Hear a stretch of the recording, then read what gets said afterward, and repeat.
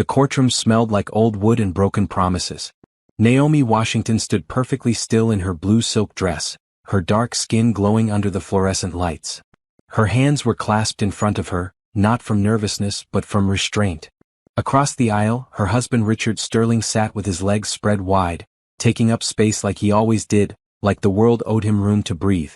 "Your Honor, my client has been exceptionally generous," Richard's attorney said, adjusting his glasses.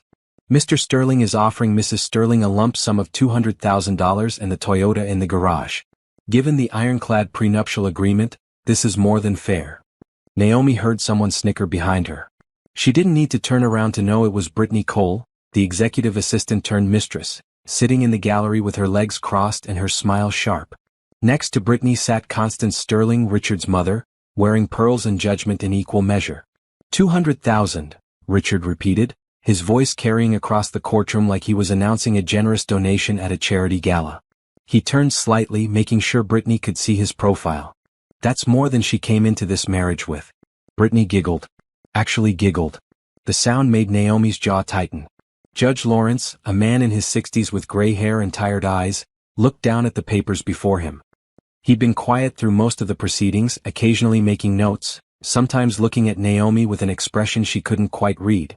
"Mrs. Sterling," the judge said, his voice cutting through Richard's smugness. "I understand you've submitted a letter to the court. Is that correct?" Naomi nodded. "Yes, Your Honor." "Your Honor, this is highly irregular," Richard's attorney interjected. "We haven't been provided with copies of this letter. This violates discovery protocols. The letter was submitted under seal, as is my right when presenting evidence of fraud and criminal activity to the court," Patricia Monroe said, standing up beside Naomi. Patricia was 53, with silver streaks in her black hair and the kind of confidence that came from winning cases that seemed impossible. "Everything has been done according to proper legal procedure." Judge Lawrence held up a hand. "I'll determine what's proper in my courtroom, Ms. Monroe." But his tone wasn't harsh. He picked up the sealed envelope from his desk, the one Naomi had delivered through Patricia 3 days ago. Her heart hammered against her ribs as he opened it. Richard leaned back in his chair, whispering something to his attorney. Whatever he said made the lawyer smile. Behind them, Constance adjusted her pearls and whispered to Brittany, who nodded enthusiastically. The judge pulled out several pages from the envelope. His eyes moved across the first page quickly, then slower. His eyebrows rose. He flipped to the second page, then the third. Then he did something Naomi hadn't expected. He laughed. Not a polite chuckle or a brief smile. A real laugh, the kind that came from deep in the chest. He pressed his hand against his mouth, trying to compose himself, but his shoulders shook.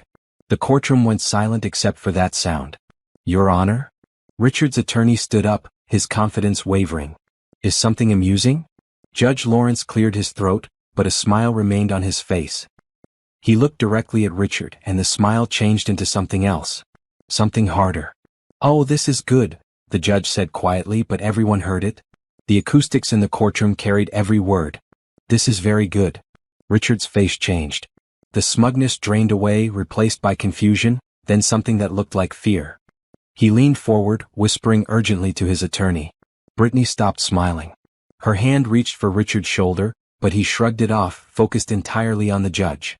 "Your Honor, I must insist on knowing what's in that letter," Richard's attorney said, his voice rising slightly.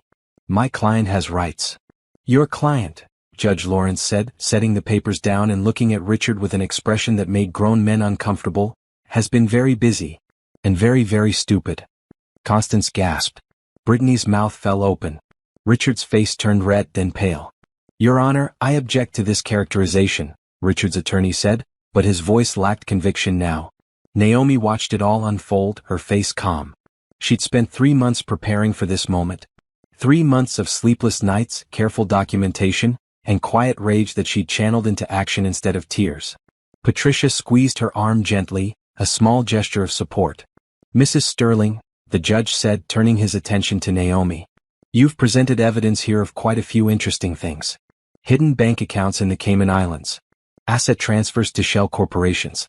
Fraudulent business dealings." He paused, looking back at Richard. "And some particularly fascinating information about the prenuptial agreement your husband was so confident would protect him." "That prenup is valid," Richard said, standing up.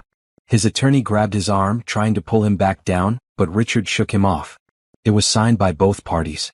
It's legal. It was, Judge Lawrence agreed. Until you violated the morality clause. And the spousal contribution clause. And about 6 other clauses that your wife has documented with remarkable thoroughness. He picked up one of the pages again. Did you really think transferring assets to your girlfriend's name would protect them? Brittany's face went white. She looked at Richard, who wouldn't meet her eyes. Your Honor, we need time to review this evidence, Richard's attorney said, gathering papers frantically. We need to prepare a response. You've had 8 years to not commit fraud, Judge Lawrence said. I think that's enough time. The courtroom erupted in whispers. Naomi heard someone behind her say something about karma. She didn't smile, didn't react. She just stood there waiting. This letter also contains sworn testimony from several witnesses, the judge continued, flipping through pages. Including Mr. Trevor Banks, your former business partner, who has some interesting things to say about the company's founding. Apparently, Mrs. Sterling's family money funded the initial startup. That makes her not just a spouse but a business partner. Which means that prenup you're hiding behind. It doesn't apply to her business ownership stake. Richard sat down hard like his legs had given out. His attorney was reading through his own papers, looking increasingly panicked. Furthermore, Judge Lawrence said, and now his voice had lost all traces of amusement, there's evidence here of deliberate asset hiding, tax fraud, and witness intimidation. Mrs. Sterling has documentation of threatening phone calls, attempts to access her personal accounts, and efforts to destroy evidence. That's a lie, Richard said, his voice hoarse. She's lying. She has recordings, the judge said flatly. Time-stamped, verified recordings. She has bank records. She has email correspondence. She has testimony from your own employees, Mr. Sterling, people you thought were loyal to you. He looked at the papers again, shaking his head. You got sloppy. Or maybe you just never thought your wife was paying attention. Naomi had been paying attention. To everything. Every late-night phone call Richard took in the garage. Every receipt she found in his suit pockets. Every time he mentioned taking Brittany to business dinners and conferences. Every time Constance made a snide comment about Naomi not contributing to the family wealth. She'd been paying attention when Richard started transferring money out of their joint accounts. When he put the beach house in Brittany's name. When he convinced Naomi to sign documents he said were tax forms but were actually releases of claims to property. Patricia had helped her understand that last part. Those documents weren't legal because Naomi hadn't had independent counsel review them, and Richard had lied about their purpose. Fraud invalidated contracts. That was something Richard's expensive attorney should have told him. Your Honor, we request a continuance, Richard's attorney said, standing up. This is a lot of information to process. Denied, Judge Lawrence said. Your client had months to prepare his case. He chose to spend that time hiding assets and intimidating his wife. Now he can face the consequences. He looked at Naomi directly. Mrs. Sterling, I'm granting your request for a full forensic audit of all marital assets, including those transferred or hidden during the marriage. I'm also freezing all accounts pending this audit. Richard shot to his feet. You can't do that. I have a business to run. I have obligations. You should have thought about that before committing fraud, the judge said. Sit down, Mr. Sterling. For a moment, Naomi thought Richard might actually argue. His face was purple with rage, his hands clenched into fists. But his attorney pulled him down, whispering urgently in his ear. Constance stood up in the gallery. This is outrageous. My son built that company from nothing. This woman contributed nothing to his success. Mrs. Sterling Sr., Judge Lawrence said, his voice cold, sit down and be quiet or I'll have you removed from my courtroom. According to the evidence before me, your son built his company with your daughter-in-law's money and her family's connections. She contributed plenty. He just chose to forget that. Constance sat down, her face red. Brittany was crying now, mascara running down her cheeks. She grabbed Richard's shoulder again, and this time he let her, though he looked like he wanted to shake her off. This hearing is adjourned, Judge Lawrence said, banging his gavel. We'll reconvene in 30 days for a full accounting of assets. Mrs. Sterling, your attorney will coordinate with the forensic accountants. Mr. Sterling, I suggest you cooperate fully. Any attempts to hide or transfer additional assets will result in criminal charges. He looked at Richard one more time and that almost smile returned. You'll never touch my money again, is that what you said? Well, Mr. Sterling, you might want to reconsider whose money it actually is. The gavel came down again, final and absolute. Naomi stood there as people filed out of the courtroom. She heard Brittany sobbing, heard Constance hissing at Richard, heard Richard's attorney on his phone already, probably calling in reinforcements. She heard all of it, but none of it mattered. Patricia touched her elbow. "Let's go. We have a lot of work to do." Naomi nodded. As they walked toward the exit, she passed Richard's row. He looked up at her, his face a mixture of rage and something else. Disbelief, maybe. Like he couldn't understand how this had happened, how his quiet wife had become this person who could dismantle his world with a single letter. She didn't say anything to him. There was nothing left to say. The time for talking had ended the day she found hotel receipts in his jacket pocket. The day she heard him tell Brittany on the phone that Naomi was just an obstacle to work around. The day Constance told her at a charity luncheon that she'd never been good enough for this family anyway. Outside the courthouse, the sun was bright. Naomi took a deep breath of fresh air, feeling lighter than she had in months. Patricia was already on her phone, coordinating with the forensic team. "How do you feel?" Patricia asked when she hung up. Naomi considered the question. She thought about the 8 years she'd spent trying to be the perfect wife. The dinner parties she'd hosted for Richard's business partners. The charity events she'd organized to boost his company's image. The quiet support she'd provided while he took all the credit. The nights she'd lain awake listening to him come home late, smelling like someone else's perfume, knowing and saying nothing while she gathered evidence. "I feel," Naomi said slowly, "like I can finally breathe." Patricia smiled. "Good. Because now the real work begins. We're going to take everything he thought he could keep from you. Every hidden account, every transferred asset, every dollar he tried to steal. And we're going to do it completely legally." Naomi looked back at the courthouse, where she knew Richard was probably still inside, arguing with his attorneys, calling his mother, maybe comforting Brittany. Let them scramble. Let them panic. Let them feel, for once, what it was like to be powerless. She'd been powerless for too long. The woman who had walked into that courtroom today wasn't the same woman who had married Richard Sterling 8 years ago. That woman had believed in love and trust and partnership. This woman believed in documentation, evidence, and justice. "Let's go," Naomi said to Patricia. "We have a company to audit." As they walked to Patricia's car, Naomi pulled out her phone. There was a text from Trevor, Richard's former business partner, the one who had provided testimony about the company's founding. It said simply, "Did it work?" Naomi typed back, "Better than we hoped." She hit send and put the phone away. The judge's laughter still echoed in her mind. That moment when everything changed, when Richard's confidence cracked, when Brittany's smile vanished, when Constance's superiority crumbled. That was the moment Naomi had been working toward. Not for revenge exactly, though she wouldn't lie and say that didn't feel good. But for something more important, justice. For being seen. For having her contributions recognized. For making sure that Richard Sterling understood, finally, that she was not nothing. She was everything he tried to pretend she wasn't. And now the whole world was going to know it. 8 years earlier, Naomi Washington had believed in fairy tales.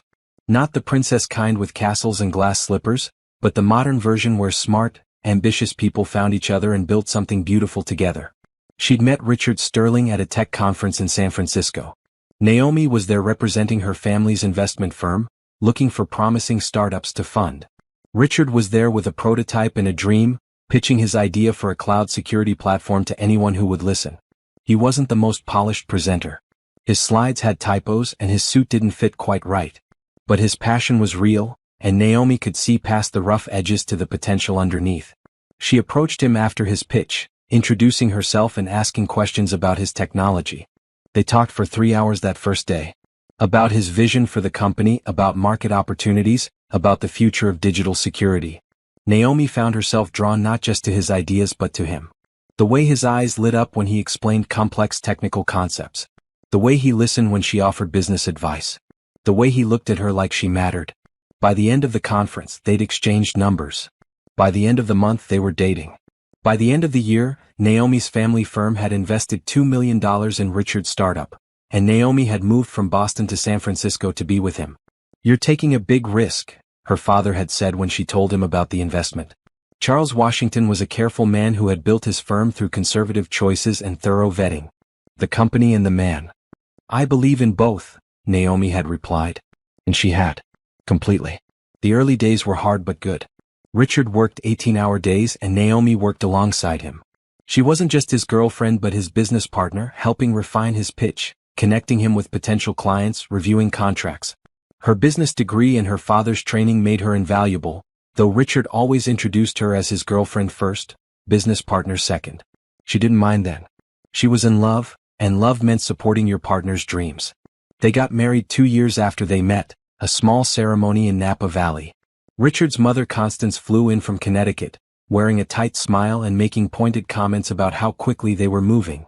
But Richard ignored her concerns and Naomi tried to do the same. "She just needs time to get to know you," Richard had said the night before the wedding, after Constance had made another comment about hoping they'd signed a prenup. "She's protective. She raised me alone after my father died. I'm all she has." The prenup existed. Richard's attorney had drawn it up, presenting it to Naomi 3 days before the wedding. She'd felt a twist in her stomach when he handed her the papers, but Richard had held her hand and explained it was just a formality, something his attorney insisted on. "It protects both of us," he'd said, "just in case anything happens. But nothing will happen. We're building something together." Naomi had signed it without having her own attorney review it. That was her first mistake. She trusted Richard completely, believed in their partnership, believed that the prenup was indeed just a formality. The document stated that any assets brought into the marriage would remain separate, and any assets acquired during the marriage would be divided equally unless otherwise specified. What Naomi didn't realize was that, otherwise specified, gave Richard enormous flexibility. And what she definitely didn't know was that the document included a morality clause that would void the entire prenup if either party committed adultery or engaged in fraudulent business practices. Richard's attorney probably thought that clause protected Richard. It turned out to protect Naomi instead. The first 3 years of marriage were the happiest of Naomi's life. Sterling Security Solutions grew from a startup to a mid-sized company. They moved from Richard's cramped apartment to a house in Pacific Heights. Naomi continued working behind the scenes, though Richard gradually stopped mentioning her contributions in interviews and presentations. "It confuses people," he'd explain when she asked why he'd stopped crediting her in a major tech magazine profile. "They want the story of the lone genius founder. If I start talking about investors and partners, it dilutes the narrative." "But I'm not just an investor," Naomi had said. "I helped build this." "I know that and you know that," Richard had replied, kissing her forehead. "That's what matters." She'd accepted that explanation. She'd accepted a lot of explanations in those early years. When Richard started traveling more for business, when he hired Brittany Cole as his executive assistant despite Naomi's suggestion that they needed someone more experienced, when he began coming home later and later with excuses about client dinners and strategy sessions. The company went public in year 5 of their marriage. Richard became a billionaire overnight. Naomi was a multimillionaire on paper, though most of her wealth was tied up in company stock. They bought a bigger house, a beach property in Malibu, and a penthouse in New York. Richard started wearing custom suits and buying expensive watches. He hired a personal assistant, a driver, and a social media manager. Constance moved from Connecticut to San Francisco, buying a house 3 blocks away. She inserted herself into their lives with increasing frequency, hosting dinners where she invited people she thought Richard should know, people who could help his career. Naomi was always included but increasingly sidelined. Constance would seat her at the opposite end of the table from Richard, would interrupt her when she spoke, would redirect conversations away from her contributions to the company. "She's just being difficult," Richard would say when Naomi complained. "You know how mothers are. Just ignore her." But it was hard to ignore someone who was constantly there, constantly making small cuts disguised as concern. "Naomi dear, are you putting on weight?" Constance would ask at dinner parties. Richard's position requires a certain image. Or, "Naomi, perhaps you should let the professionals handle the business discussions. You don't want to embarrass Richard with incorrect information." The worst part was that Richard never defended her. He would change the subject or excuse them from the room, but he never told his mother to stop, never made it clear that Naomi deserved respect. His silence hurt more than Constance's words. Brittany Cole started working as Richard's executive assistant in year 6. She was 26, blonde, efficient, and ambitious. Naomi had interviewed 3 other candidates who were more qualified, but Richard had overruled her choice, hiring Brittany instead. "She's got something the others don't," he'd said. "That hunger. That drive."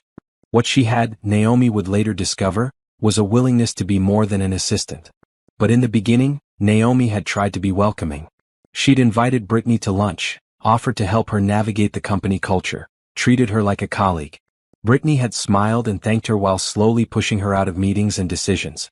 Richard prefers to handle this internally, Brittany would say when Naomi tried to attend strategy sessions. He asked me to take notes and brief him privately. Richard's schedule is completely full this week, Brittany would say when Naomi suggested they have dinner together. He's working late every night on the merger. The merger was Richard's next big move, acquiring a smaller competitor to expand Sterling Security Solutions' market share. Naomi had helped analyze the deal, had reviewed the financials, had identified potential risks. But when the merger was announced, Richard stood at the podium alone, taking credit for the strategic vision while Brittany stood beside him, handing him papers and smiling for the cameras. Naomi watched from the audience, feeling something shift inside her. It was a small shift, barely noticeable, like the first crack in a foundation. She told herself she was being paranoid, that marriage required compromise, that Richard's success was her success too. But the cracks kept forming. Small things noticed and dismissed. The way Brittany would laugh at Richard's jokes, her hand touching his arm. The way Richard would text during dinner, saying it was work but tilting his phone away so Naomi couldn't see the screen. The way he'd started working late 4, then 5, then 6 nights a week. "I'm building an empire," he'd say when she complained about his absence. "This is what it takes. You used to understand that." "I still understand that," Naomi would reply. "I just miss my husband. I'm right here." But he wasn't. Not really. The man she'd married, the one who had valued her opinions and respected her contributions, was disappearing behind the billionaire he'd become. Or maybe that man had never existed. Maybe Naomi had simply been useful during the building phase, and now that the building was done, she was just an obstacle to Richard's next chapter. The affair started sometime in year 7, though Naomi didn't confirm it until year 8. Looking back, the signs were obvious. The hotel receipts she found in his jacket pocket. The perfume smell that wasn't hers. The way he'd stopped touching her, stopped looking at her with any real interest. She confronted him once, early on, before she had proof. "Are you having an affair?" He'd looked shocked, then angry. "How can you even ask me that? After everything we've built together? I'm out there working my tail off for us and you're accusing me of cheating?" Naomi had apologized. She'd actually apologized for questioning him. He'd accepted her apology with the air of someone forgiving a foolish child, then left for another business trip with Brittany. That was when Naomi stopped apologizing and started investigating. She hired a private investigator first, a woman named Carol who specialized in infidelity cases. Carol came back with photos within 2 weeks. Richard and Brittany having dinner at expensive restaurants. Richard and Brittany entering hotels together. Richard and Brittany walking on the beach in Malibu, at the house that was supposed to be Naomi and Richard's private retreat. Naomi looked at the photos and felt strangely calm. No tears, no rage. Just a cold clarity that settled over her like snow. She paid Carol, thanked her for her work, and went home to the empty house. Richard was on another business trip, Brittany with him obviously, and Naomi sat in the living room they'd decorated together, looking at the life they'd built. Everything in this house was purchased with money from the company. The company that Naomi's family money had started. The company that Naomi had helped build. The company that Richard now acted like was his alone. She could leave. Take what the prenup allowed, which wasn't much, and start over. That's what most people would do. That's what Richard probably expected her to do. Or she could fight. She could do what her father had taught her, what she'd learned in business school, what she'd practiced in her family's firm. She could be strategic. She could be smart. She could be patient. Naomi pulled out her laptop and started making lists. Assets. Accounts. Properties. Investments. Everything she knew about Sterling Security Solutions finances. Everything she'd helped create and everything Richard had tried to hide from her. Then she called Trevor Banks. Trevor had been Richard's first business partner, the technical genius behind the initial security platform. Richard had pushed him out in year 3, offering him a cash settlement instead of the equity he deserved. Trevor had taken the money, signed the non-disclosure agreement, and disappeared from the tech world. "I need your help," Naomi said when Trevor answered. "And I think you might want to help me." "With what?" Trevor's voice was cautious. He'd learned to be careful around anyone connected to Richard Sterling. "Taking back what he stole from both of us." There was a long pause. Then Trevor said, "Tell me more." That phone call was the beginning of Naomi's real work. Not the work of being Richard Sterling's wife, but the work of becoming the woman who would take him down. The night Naomi found the offshore account statements, rain was hammering against the windows of their Pacific Heights home. Richard was in Tokyo, supposedly meeting with potential Japanese clients. Brittany was with him, of course. Her calendar, which Richard no longer bothered to hide, showed they'd be gone for 8 more days. 8 days. Plenty of time to search. Naomi had become an expert at searching. She knew which files Richard kept locked in his office, which drawers had false bottoms, where he hid papers he thought were private. She'd learned to move through their home like a ghost, leaving no trace of her presence. Tonight's target was Richard's office safe. She'd watched him open it 100 times, had memorized the combination through patient observation. The safe was hidden behind a painting of the Golden Gate Bridge, expensive and tasteful like everything Richard bought now. The combination clicked smoothly. December 28, 85, Richard's birthday. He wasn't creative with passwords. She opened the safe and pulled out the contents carefully, photographing each item with her phone before examining it. Bank statements from institutions she didn't recognize. Account numbers that weren't in any of their financial documents. She photographed everything, her hands steady despite the implications of what she was finding. There was a statement from Sterling Solutions LLC, a company she'd never heard of. The account showed deposits of $750,000, $1.2 million, $890,000. Money that should have been in their joint accounts or in Sterling Security Solutions corporate accounts. Money that was disappearing into this shell company instead. More statements showed transfers to accounts in Brittany's name. Not small amounts. Hundreds of thousands of dollars. Richard was setting up his mistress with a financial foundation, using marital assets to do it. Naomi photographed it all. Every page, every statement, every incriminating piece of paper. Then she put everything back exactly as she'd found it, closed the safe and rehung the painting. No one would know she'd been there. In her own office down the hall, the office Richard never entered anymore because he'd decided it was just her hobby space, Naomi uploaded the photos to an encrypted cloud drive. She had folders now, organized by category: financial documents, communications, photos from Carol, timeline of events. Each folder was building a case piece by piece. Her phone buzzed. A text from Patricia Monroe, the attorney she'd hired 3 months ago. Patricia specialized in high-net-worth divorces, the kind where assets were hidden and fights were brutal. She'd been recommended by Trevor, who knew about these things from his own legal battle with Richard. Patricia's text said, "Got the subpoena approved. We can access company records tomorrow. How are you holding up?" Naomi typed back, "Fine. Just found offshore accounts. Sending files now. Good work. Get some rest." Rest. Naomi almost laughed. She hadn't slept properly in months. Every night was filled with questions and plans, with imagining the courtroom confrontation, with wondering if she was doing the right thing. Not the legally right thing. She was confident about that. But the emotionally right thing. The thing that would let her move forward. Because this wasn't just about money. The money was important, yes. She deserved half of what they'd built together, deserved recognition of her contributions. But more than that, this was about being seen. About refusing to be erased from a story she'd helped write. Richard had tried to erase her. Every interview where he claimed to be a self-made billionaire. Every article that portrayed him as a solo genius. Every time he stood in front of investors and employees, taking credit for strategies Naomi had developed, for connections Naomi had made, for work Naomi had done. She'd been erased so thoroughly that even she had started to disappear. Stopped offering opinions at dinner parties because Richard would talk over her. Stopped attending company events because Brittany would sideline her. Stopped arguing with Constance because Richard never backed her up anyway. The discovery of the offshore accounts was the final piece falling into place.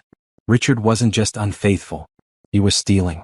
From her, from the company, from investors.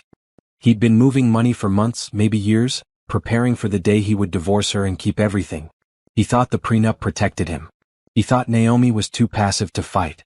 He thought wrong on both counts. Naomi opened her laptop and added the new information to her master document, the timeline she'd been building. It started 18 months ago with the first hotel receipt she'd found. It tracked every piece of evidence chronologically, every suspicious transaction, every lie she'd caught him in. Patricia said it was the most thorough documentation she'd ever seen from a client. "Most people are too emotional to be this organized," Patricia had told her. "They want to yell and cry and throw things. You're treating this like a business deal." "It is a business deal," Naomi had replied. "He treated our marriage like a business deal. So I'm going to beat him at business." Her phone rang. Trevor's name appeared on the screen. She answered immediately. Did you get what you needed? Trevor asked without preamble. He'd become her ally in this, motivated by his own desire to see Richard face consequences. Richard had stolen Trevor's work, his ideas, his contributions to the company. Now Trevor was helping Naomi prove it. More than I expected, Naomi said. Offshore accounts, shell companies, transfers to Brittany. He's been planning this for a while. That sounds like Richard. Always 3 steps ahead, or so he thinks. Trevor paused. Are you sure you want to do this? Once you file, there's no going back. He's going to come at you with everything he has. I know. He'll try to destroy your reputation. He'll claim you're bitter, vengeful, crazy. He'll get his mother involved. He'll use Brittany to play the victim. It's going to get ugly. It's already ugly, Naomi said. I'm just making sure everyone sees it. Trevor laughed, a bitter sound. I wish I'd had half your courage when I went up against him. I took the settlement and ran. Biggest regret of my life. You're helping now. That's what matters. Yeah, well, I hope I can give them enough. You need to understand, Richard's good at covering his tracks. He's got lawyers who know every loophole. The offshore accounts are good, but he'll claim they're legitimate business structures. They're not legitimate. And I have documentation showing he used marital assets to fund them. Patricia says that's fraud. Patricia's right. But Richard will argue, and he'll have expensive experts backing him up. Naomi looked at the rain streaming down her window, thought about Richard in Tokyo, probably with Brittany in some expensive hotel suite, celebrating another successful trip, never knowing what was waiting for him at home. Let him argue, Naomi said. Let him bring his experts and his lawyers and his mother. I have the truth, Trevor. And I have time. He thinks I'm sitting at home being the obedient wife. He has no idea I've been preparing for this since the day I found the first receipt. They talked for another hour, reviewing the evidence, planning next steps. Trevor had agreed to testify about Richard's original lies regarding the company's founding, about how Naomi's money had actually funded the startup despite Richard's claims of bootstrapping his way to success. Trevor had copies of early contracts, emails that showed Naomi's involvement, documents Richard thought had been destroyed. When Naomi finally hung up, it was past midnight. The rain had stopped, and the city lights sparkled beyond her window. She thought about Richard, probably asleep now on the other side of the world, comfortable in his deception. She thought about Brittany, probably beside him, believing she'd won something. They had no idea what was coming. They thought Naomi was weak, passive, defeated. They thought she'd sign whatever divorce papers Richard presented, take whatever scraps he offered, and disappear quietly. That was their mistake. Naomi Washington had never been weak. She'd been patient. She'd been strategic. She'd been gathering evidence while they got careless and confident. The next morning, Naomi met Patricia at a coffee shop downtown, far from anywhere Richard's friends or colleagues might see them. Patricia arrived with Helen Rodriguez, the forensic accountant she'd brought onto the case. Helen was 40, sharp-eyed, and had made a career out of finding hidden money. She'd testified in dozens of high-profile divorce cases, and her reputation for thoroughness was legendary. Show me what you found, Helen said, pulling out her laptop. Naomi transferred the photos of the offshore account statements to Helen's encrypted drive. Helen's eyes widened as she scrolled through them. Oh, this is good, Helen said. This is really good. These accounts are in his name only, but the funding sources trace back to Sterling Security Solutions. That makes them marital assets, no matter what structure he tried to hide them under. Can you prove that? Naomi asked. Give me 3 weeks and full access to company records and I can prove anything. Helen grinned. Your husband made the classic mistake. He's smart enough to hide money but not smart enough to completely obscure the paper trail. There's always a trail. Always. Patricia leaned forward. Helen's going to need the subpoena we discussed. Once we serve Sterling Security Solutions with the document request, Richard will know something's coming. Are you ready for that? Naomi thought about it. Once the subpoena was served, Richard would be notified. He'd call her, demanding explanations. He'd panic, possibly, or get angry. The carefully maintained fiction of their marriage would crack open completely. I'm ready, Naomi said. Serve it. Patricia nodded and made a note on her legal pad. All right. We'll serve it when Richard gets back from Tokyo. That gives us time to prepare for his reaction. In the meantime, keep gathering evidence. Anything you can find about assets, about the affair, about business dealings. It all helps. What about the prenup? Naomi asked.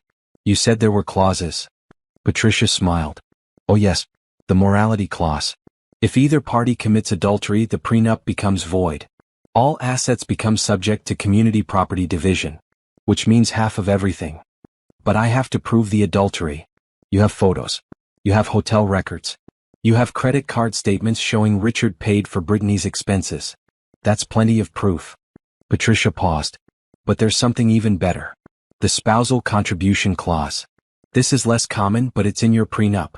It states that if one spouse makes substantial contributions to the other spouse's business success, those contributions must be recognized in any asset division.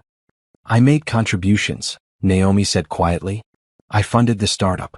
I helped build the business. I made the connections that got him his first major clients. I know. And we can prove it. Trevor's testimony, combined with early company documents showing your family's investment, plus emails and communications showing your involvement, it's an ironclad case that you weren't just a wife. You were a business partner. Naomi felt something loosen in her chest. Recognition. Finally. After 8 years of being sidelined and dismissed, someone was seeing her contributions and valuing them. What's Richard's best defense? She asked. She needed to know. Needed to be prepared for how he'd fight back. Helen answered. He'll claim the investment was a gift, not a loan or equity stake. He'll say your family gave the money freely with no expectation of return. He'll minimize your business contributions, claim you were just helping out as a spouse, not acting as a formal partner. But he can't prove that. No. And we can prove the opposite. Patricia's already digging up incorporation documents, shareholder agreements, everything that shows your family's money was an investment, not a gift. And Trevor's testimony about your actual role in the company will contradict Richard's lone genius narrative. They talked for 2 more hours, planning strategy, discussing timelines, preparing for various scenarios. When Naomi finally left the coffee shop, she felt something she hadn't felt in months. Hope. Real, solid hope that this might actually work. She drove home through the city, past the Sterling Security Solutions headquarters building downtown, the glass tower with Richard's name on it. Soon, very soon, that building would represent something different. Not Richard's triumph, but the empire they'd built together. The empire he tried to steal. Her phone buzzed with a text from Richard. Tokyo meeting's going well. Be home Friday. Miss you. The casual lie of it. The ease with which he pretended everything was fine. Naomi stared at the text for a long moment, then typed back, see you then. She didn't say she missed him too. That would have been a lie, and Naomi was done with lies. She'd been living in Richard's lie for too long, accepting his version of their story.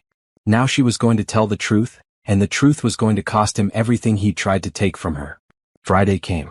Richard returned from Tokyo, tan and relaxed, bringing Naomi an expensive scarf she didn't want. Brittany came back too, of course, returning to her executive assistant duties like nothing was wrong. Monday morning, Patricia's process server walked into Sterling Security Solutions headquarters and delivered the subpoena requesting all financial records, all communications regarding asset transfers, and all documents related to the company's founding and early investments. Naomi was at home when Richard called, his voice tight with barely controlled fury. What the hell is this? Why are lawyers serving subpoenas at my company? Our company, Naomi corrected calmly. And they're serving subpoenas because I've filed for divorce, Richard. The papers should reach you today. Silence. Then, you're filing for divorce? Yes. What? We can work through whatever problems you think we have. Naomi laughed, surprising herself. Problems I think we have? Richard, you've been having an affair with your assistant for over a year. You've been transferring marital assets to offshore accounts. You've been setting up your girlfriend with money that belongs to both of us. Those aren't problems I think we have. Those are crimes you've committed. You can't prove any of that. Actually, I can. I have bank statements, Richard. I have hotel records. I have testimony from people you've betrayed. I have everything I need. Another silence, longer this time. When Richard spoke again, his voice was different. Colt, you're going to regret this, Naomi. That prenup protects me.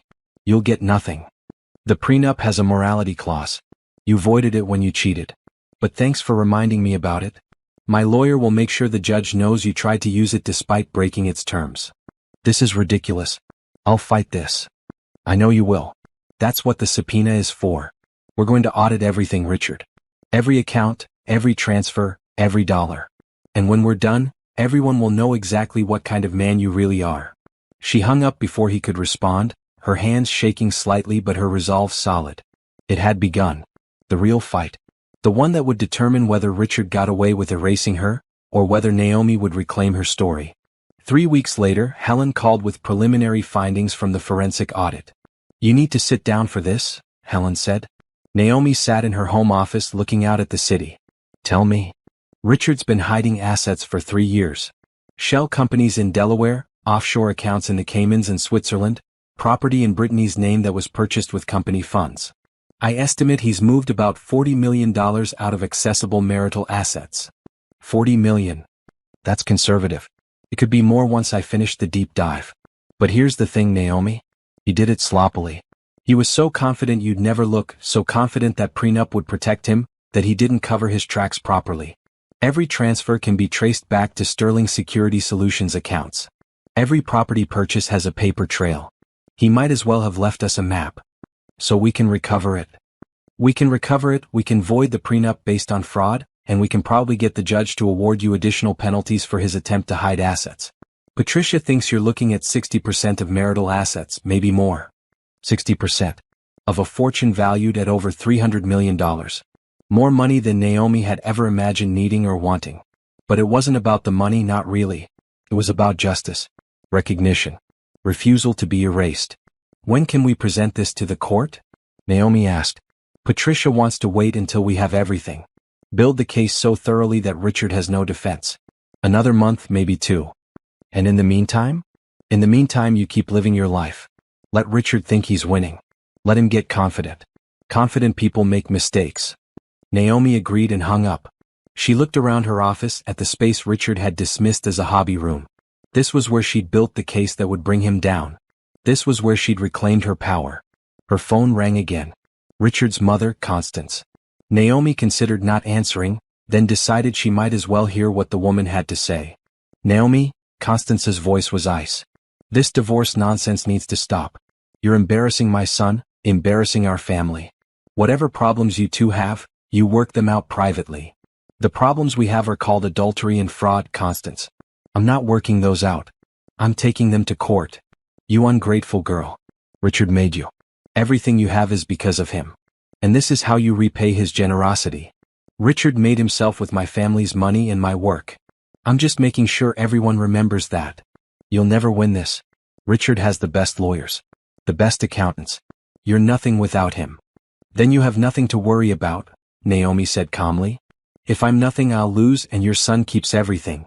But if I'm right, if I did contribute, if I do deserve half, well, then you've been backing the wrong person this whole time." She hung up on Constance mid-sputter. Felt good. Better than good.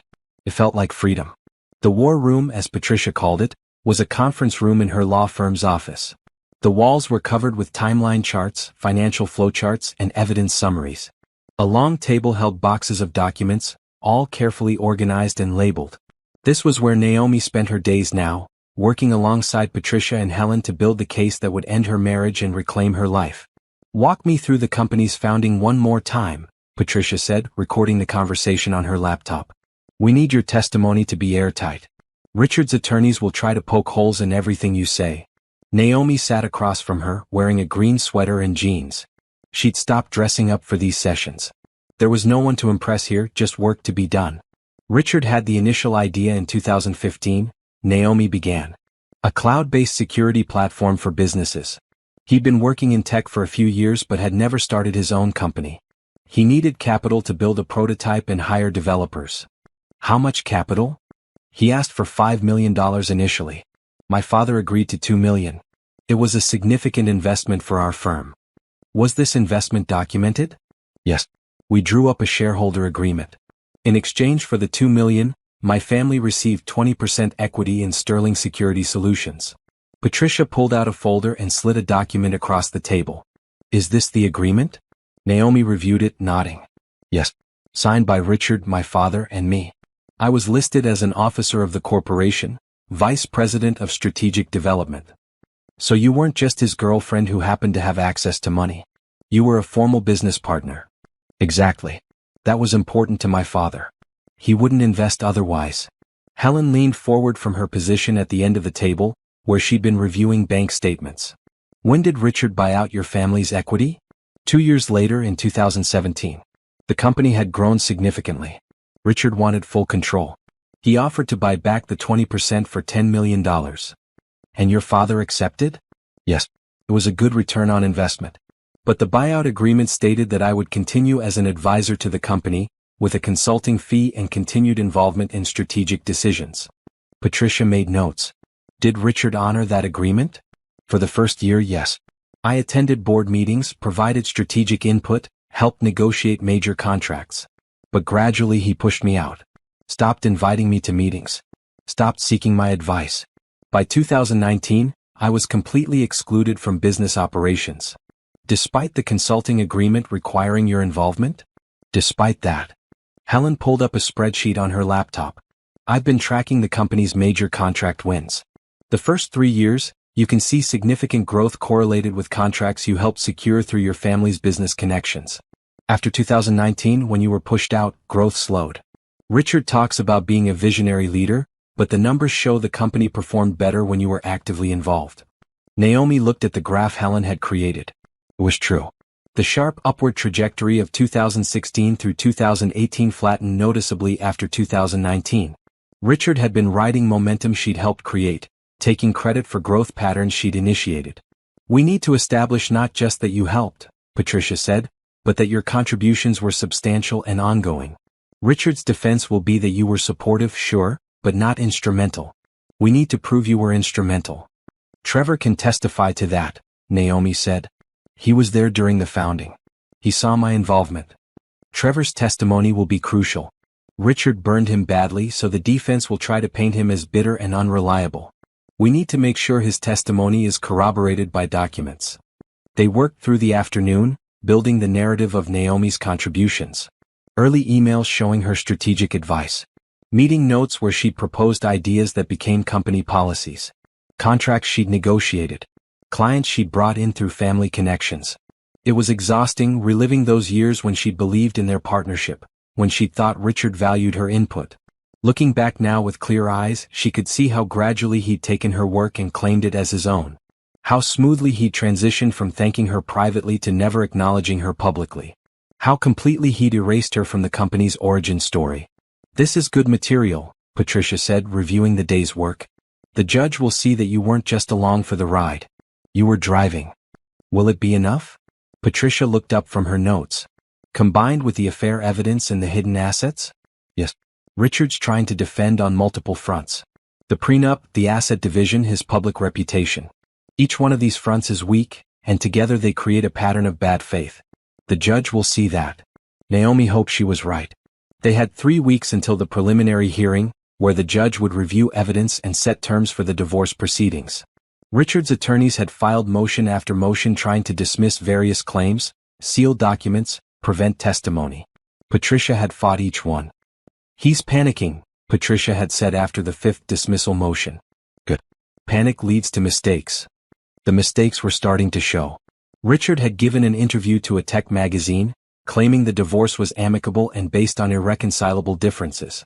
2 days later, Naomi's attorneys released a statement detailing the adultery allegations and asset hiding. The media coverage shifted overnight from sympathetic to skeptical. Richard's company stock dropped 4%. His board of directors called an emergency meeting. Industry publications ran articles questioning his leadership and ethics. The narrative Richard had carefully constructed was crumbling, and he had no one to blame but himself. Brittany was suffering too. Her social media accounts, once filled with glamorous photos of her life as a tech executive's assistant, went private. People she'd considered friends distanced themselves. Being the other woman in a billionaire's marriage might seem exciting until the details became public. Naomi felt no sympathy for either of them. They'd made choices, pursued pleasure and profit without regard for consequences. Now the consequences were arriving, patient and thorough. Trevor came to the war room on a Thursday afternoon. He looked older than his 38 years, the price of stress and regret. But his handshake was firm and his eyes were clear. Thanks for doing this, Naomi said as they settled around the conference table. I should have done it years ago, Trevor replied. When Richard pushed me out, I could have fought. Should have fought. Instead I took the money and told myself it was fine. It wasn't fine. Why didn't you fight? Trevor was quiet for a moment. Because I was tired and he was relentless. Because his lawyers were better than mine. Because I believed him when he said if I made trouble, He'd bury me in litigation until I had nothing left. He looked at Naomi directly. You're braver than I was. I'm not brave. I'm angry. Anger's as good as courage sometimes. Patricia guided Trevor through his testimony. He described the company's early days, the long nights working on the prototype, the moment they'd landed their first major client. He described Naomi's role in detail. She wasn't window dressing, Trevor said firmly. She was our business strategist. Richard handled the technology, I handled the engineering, and Naomi handled everything else. Client relationships, investor presentations, market analysis. Without her, we'd have been another failed startup with good technology and no business sense. Did Richard acknowledge her contributions at the time? Constantly. He'd introduce her as his partner. Not girlfriend partner. He valued her input more than anyone's except maybe mine. Trevor paused. Then the company started making real money and Richard changed. Success changed him. He started believing his own press, started thinking he'd done it all himself. When did he start pushing Naomi out? Gradually. First he stopped mentioning her in interviews. Said it was better for the brand if he was the solo founder. Then he stopped inviting her to strategic meetings. Started making decisions without consulting her. By the time he pushed me out, Naomi was already mostly sidelined. Did you think that was fair? No. But I was dealing with my own problems with Richard by then. I should have said something. Should have defended her. I didn't and I regret that. Patricia typed notes as Trevor spoke. This testimony, combined with the documents Naomi has, establishes her as a founder-level contributor. That changes the entire financial picture of the divorce. They worked with Trevor for 3 hours, going over details, preparing him for cross-examination. Richard's attorneys would come at him hard, try to discredit him. But Trevor had documents too, emails and files he'd kept from the early days, proof that corroborated everything he said. After Trevor left, Naomi sat in the conference room alone for a while. The evening sun slanted through the windows, illuminating the charts and documents on the walls. Her life dissected and analyzed. Her marriage reduced to evidence and testimony. It should have felt worse than it did. Instead, she felt something like peace. This was truth, documented and verified. These were her contributions finally being recognized. This was justice, slow and methodical and thorough. Her phone buzzed. A text from Richard, "We need to talk. This has gone far enough." Naomi stared at the message. 3 months ago she would have responded immediately. Would have agreed to talk hoping they could work things out. Would have wanted to save the marriage despite everything. Now she deleted the message without responding. There was nothing to say. Everything that mattered would be said in court. The next week brought new developments. Helen finished her forensic analysis of Richard's finances. The full scope of his deception was staggering. He'd moved $63 million into hidden accounts over 3 years. He'd purchased properties in Brittany's name worth another $12 million. He'd created shell companies that existed only to obscure asset ownership. He didn't just cheat on you, Helen said, presenting her findings. He systematically stole from you. Every dollar he hid was a dollar you were entitled to as his spouse and business partner.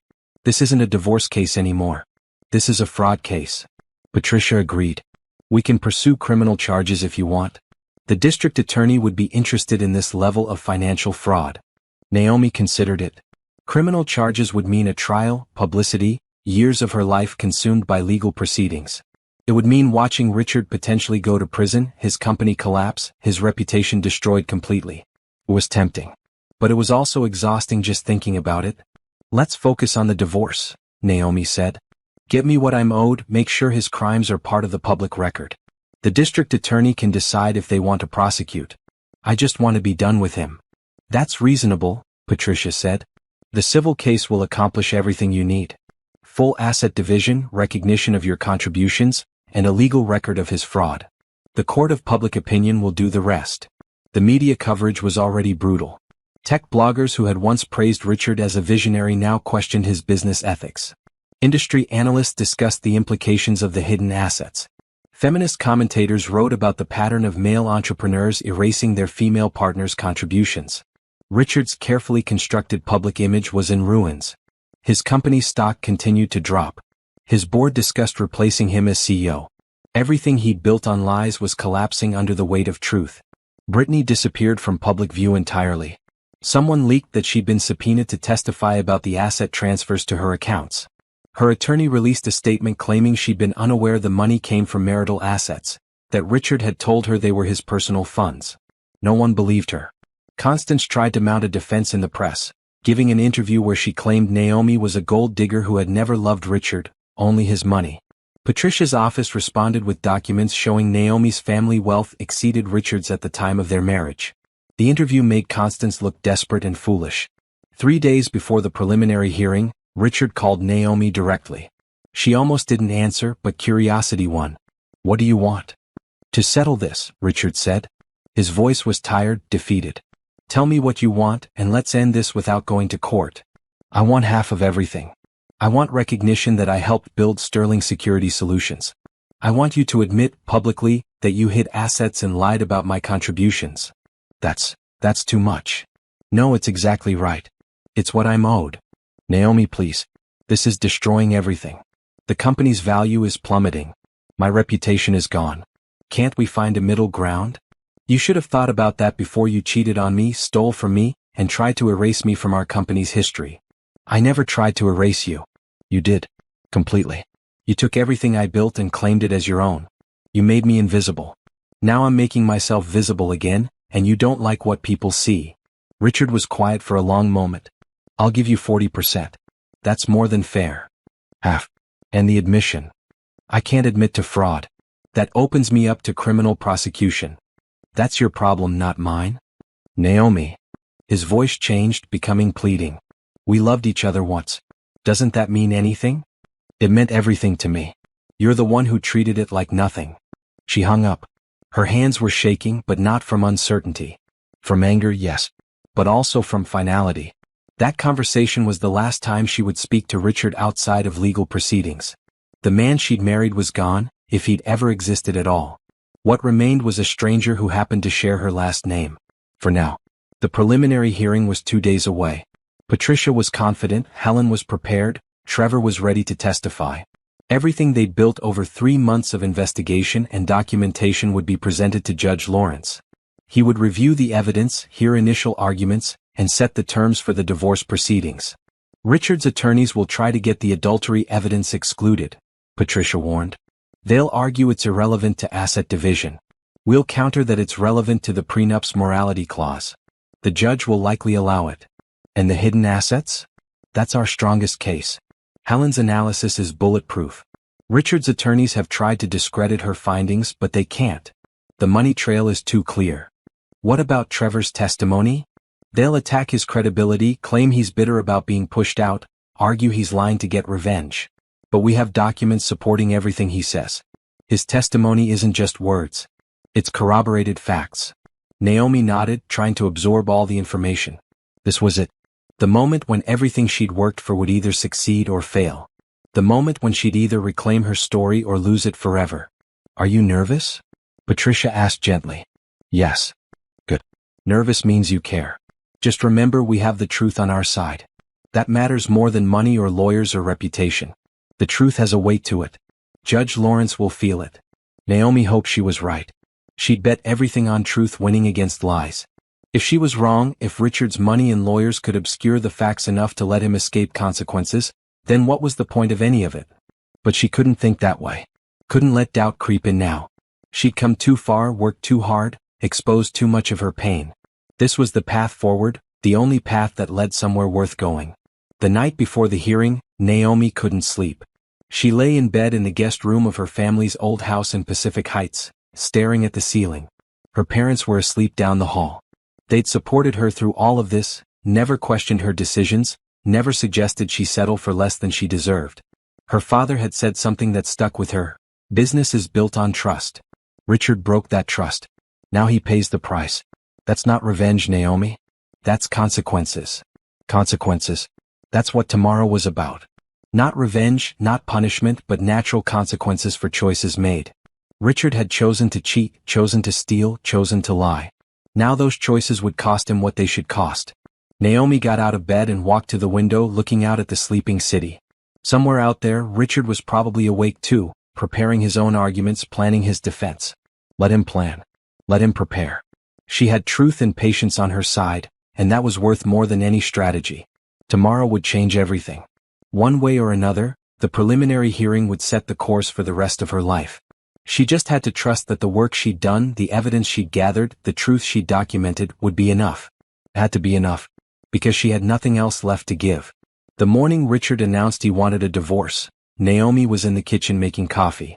It was a Tuesday in late autumn, the kind of clear, cold morning San Francisco did well.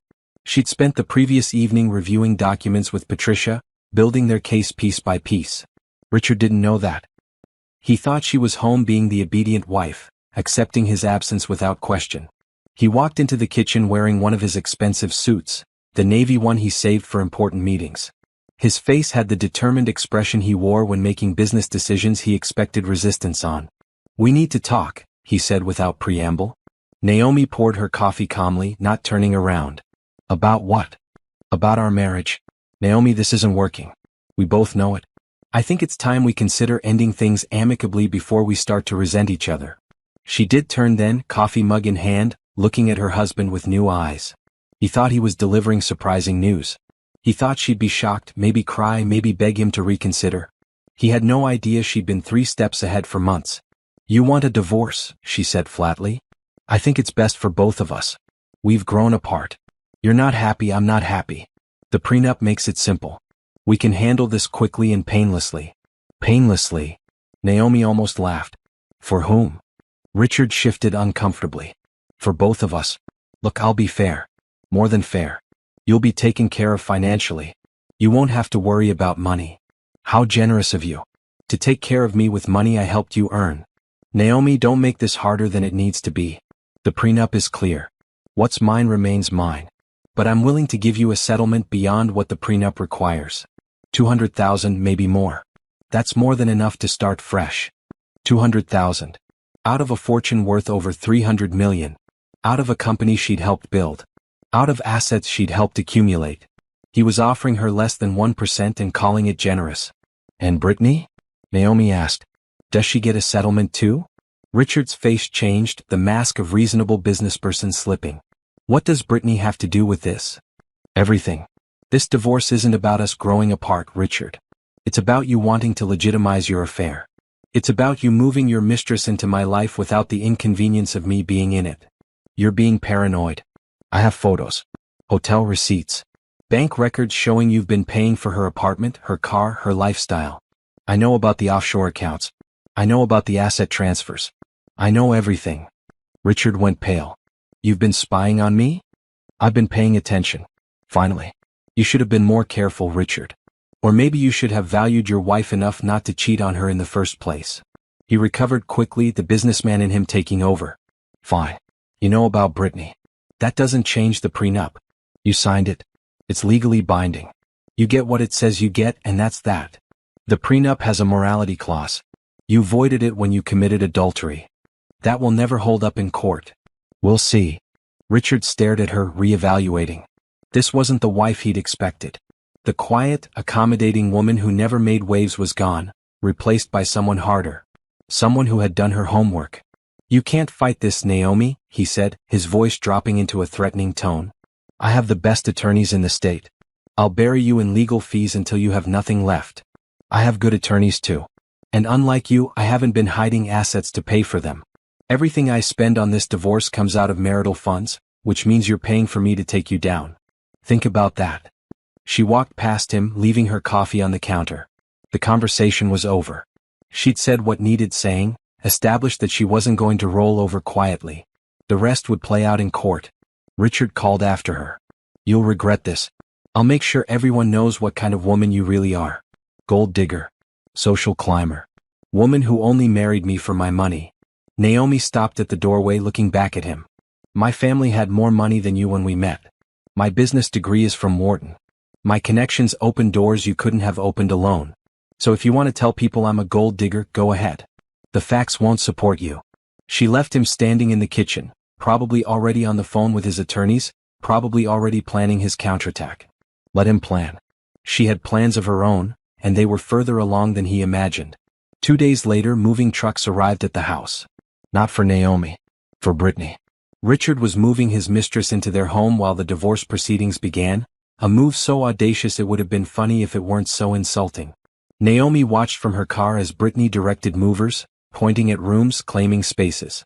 The woman was 26 and wearing designer clothes Naomi recognized from Richard's credit card statements. She moved through Naomi's home like she owned it, like 8 years of marriage could be erased with moving boxes and a billionaire's arrogance. Patricia called as Naomi sat there watching. Did you know he was moving her in? I do now. I'm parked across the street watching it happen. That's bold of him. Stupid but bold. Patricia paused. It actually helps our case. Shows lack of respect for the marriage, supports the adultery claim. The judge will note it. It feels like a violation. It is a violation. But don't engage Naomi. Don't go in there and confront them. Let them be stupid. Let them get comfortable. Their confidence will hurt them later. Naomi agreed and drove away. Going into the house would solve nothing. It wasn't her home anymore anyway. She'd already moved most of her personal belongings to her parents' house. What remained were things that belonged to the life she was leaving behind. The charity event happened a week later. It was the annual tech industry gala, the kind of event Naomi had attended every year since marrying Richard. This year she planned to skip it, but Patricia suggested otherwise. Show your face. Show you're not hiding. Show you're not ashamed. Richard will expect you to hide. Don't give him that satisfaction. So Naomi went, wearing a red dress that made her feel powerful. She arrived alone, walked in with her head high, and immediately felt the whispers start. Everyone knew about the divorce. Everyone knew about the affair. Everyone was watching to see how she'd handle it. Richard was there with Brittany, of course. His arm around her waist, making a statement. Brittany wore a blue dress that probably cost more than most people's cars, her hand possessively on Richard's chest. They looked like a couple in love, two people who belonged together. Constance spotted Naomi first. Richard's mother cut across the room with the determination of a missile seeking its target, her pearls bouncing with each step. You have some nerve showing up here, Constance hissed when she reached Naomi. After what you're doing to my son. After the lies you're spreading. I haven't lied about anything. Everything in the court filings is true and documented. You're trying to destroy him. Trying to take everything he's worked for. Everything we worked for, Naomi corrected. I helped build that company, Constance. You just refused to see it. You were a spouse. That's all. You don't get to claim credit for his genius. His genius used my family's money and my business connections. Those are facts, not claims. People were gathering now, pretending not to listen while hanging on every word. Constance's voice was rising, drawing attention. Naomi kept hers level, refusing to match the older woman's anger. You ungrateful, grasping woman, Constance said, loud enough now that heads were turning openly. My son gave you everything. A home, status, a place in society. And this is how you repay him. By trying to steal his money. His money?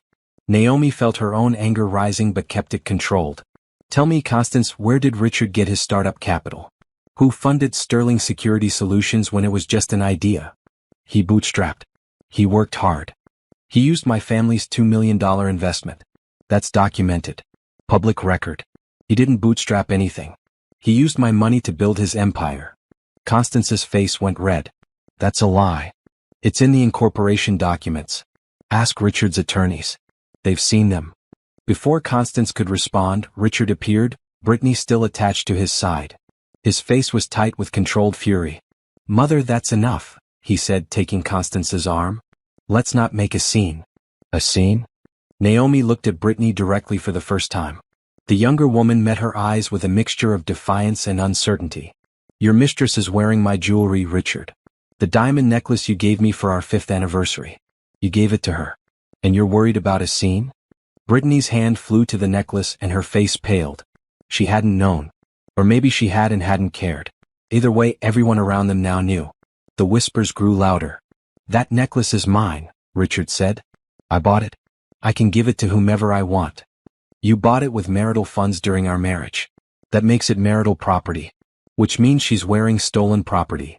You're insane, Brittany said, her voice shaking. Richard loves me. He wants to be with me. You just can't accept that. Richard loves your youth, Naomi replied calmly. He loves that you make him feel important and don't question his decisions. He loved me once too, back when I was useful to him. Give it time. You'll stop being useful eventually. That's enough, Richard said, his voice hard. You're embarrassing yourself, Naomi. I'm telling the truth. If that embarrasses you, that's your problem. She walked away then, leaving them standing there with everyone staring. It felt good, being direct, being honest, refusing to be polite and accommodating anymore. Let them deal with the social fallout. She was done protecting Richard's reputation. The rest of the evening was surreal. People approached Naomi with cautious sympathy, not sure what to say. Some offered support, others pretended nothing was wrong. A few brave souls directly asked about the divorce, and Naomi gave them honest answers. Richard was having an affair. Richard had hidden assets. The case would be decided in court.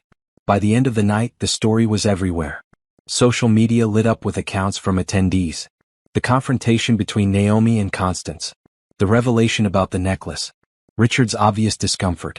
It was a public relations disaster for him, and he'd walked right into it by bringing Brittany to an event everyone knew his wife might attend.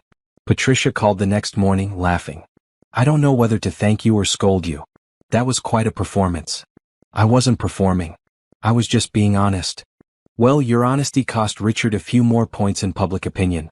His stock dropped another 2% this morning. The board is getting nervous." Good. The other good news is that Confrontation establishes Brittany's knowledge of the affair publicly. She can't claim she didn't know Richard was married now. Everyone saw them together, acting like a couple while you're still legally his wife. So it helps the case? Everything helps the case, Naomi. Every mistake they make, every public display, every arrogant assumption that they can do what they want without consequences. It all builds the narrative that Richard is reckless and dishonest. Judges notice those things. Over the following weeks, Richard's attacks escalated. His attorneys filed motions claiming Naomi was attempting to destroy his business for vindictive reasons. They claimed she'd never been involved in company operations beyond social support. They claimed the hidden accounts were legitimate business structures. Patricia countered each motion with documentation. Trevor's testimony. Email records. Financial analysis from Helen. Meeting notes showing Naomi's strategic input. Everything Richard tried to deny they proved. Richard gave another interview, this time to a business channel. He portrayed himself as a victim of a bitter ex-wife who couldn't accept that their marriage had ended. He spoke about building his company through hard work and sacrifice. He didn't mention Naomi's family's investment or her contributions. He didn't mention Brittany or the affair. The interview backfired. Viewers saw a wealthy man playing victim, complaining about the woman trying to claim what she was owed. Social media turned against him. Believe Women trended. Pay Your Wife became a hashtag. Richard's carefully crafted image as a tech visionary crumbled under scrutiny. His company's board met again. This time they didn't just discuss. They acted. Richard was removed as CEO, remaining only as chairman with significantly reduced power. The board cited concerns about his judgment and the ongoing legal proceedings' impact on company stability. Richard called Naomi after the board meeting, his voice raw with fury. "Are you happy now? You've destroyed everything." "I didn't destroy anything. You did that yourself. The board removed me because of your lies. Because of this divorce circus you created. The board removed you because you committed fraud and adultery and those things became public. I didn't make you do those things, Richard. You chose them. I built that company. Me. And you're taking it away. We built that company. Together. You just forgot that part." He hung up on her. It was the last direct conversation they'd have before the preliminary hearing. Everything else would go through attorneys, formal and legal and distant. Brittany disappeared from social media entirely after the charity event. Her accounts went dark, her presence erased. She was learning, perhaps, what it meant to be the other woman in a high-profile divorce. The glamour faded when consequences arrived. Constance tried one more time to intervene, showing up at Naomi's parents' house unannounced. Naomi's father turned her away at the door, polite but firm. "This is a legal matter," Charles Washington told her. "It will be resolved in court. Your son made choices. Now he faces consequences. That's life."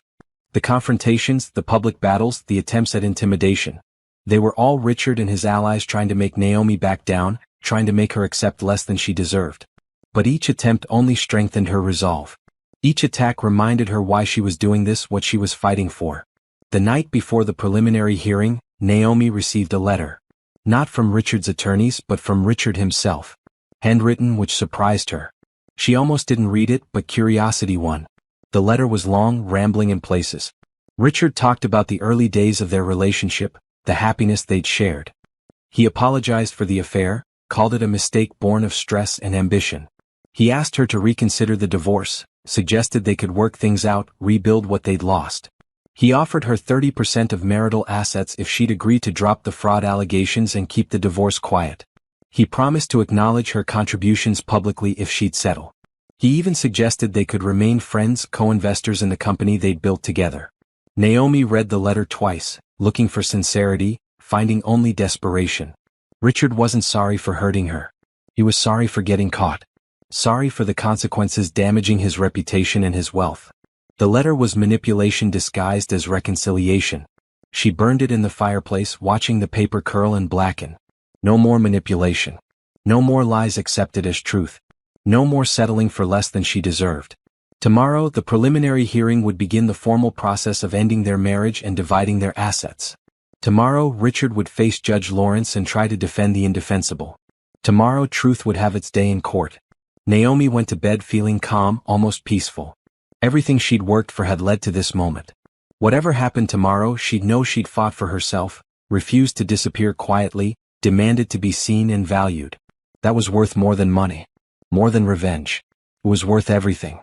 Trevor Banks lived in a modest apartment in Oakland, a far cry from the Silicon Valley lifestyle he could have had if Richard hadn't pushed him out of Sterling Security Solutions.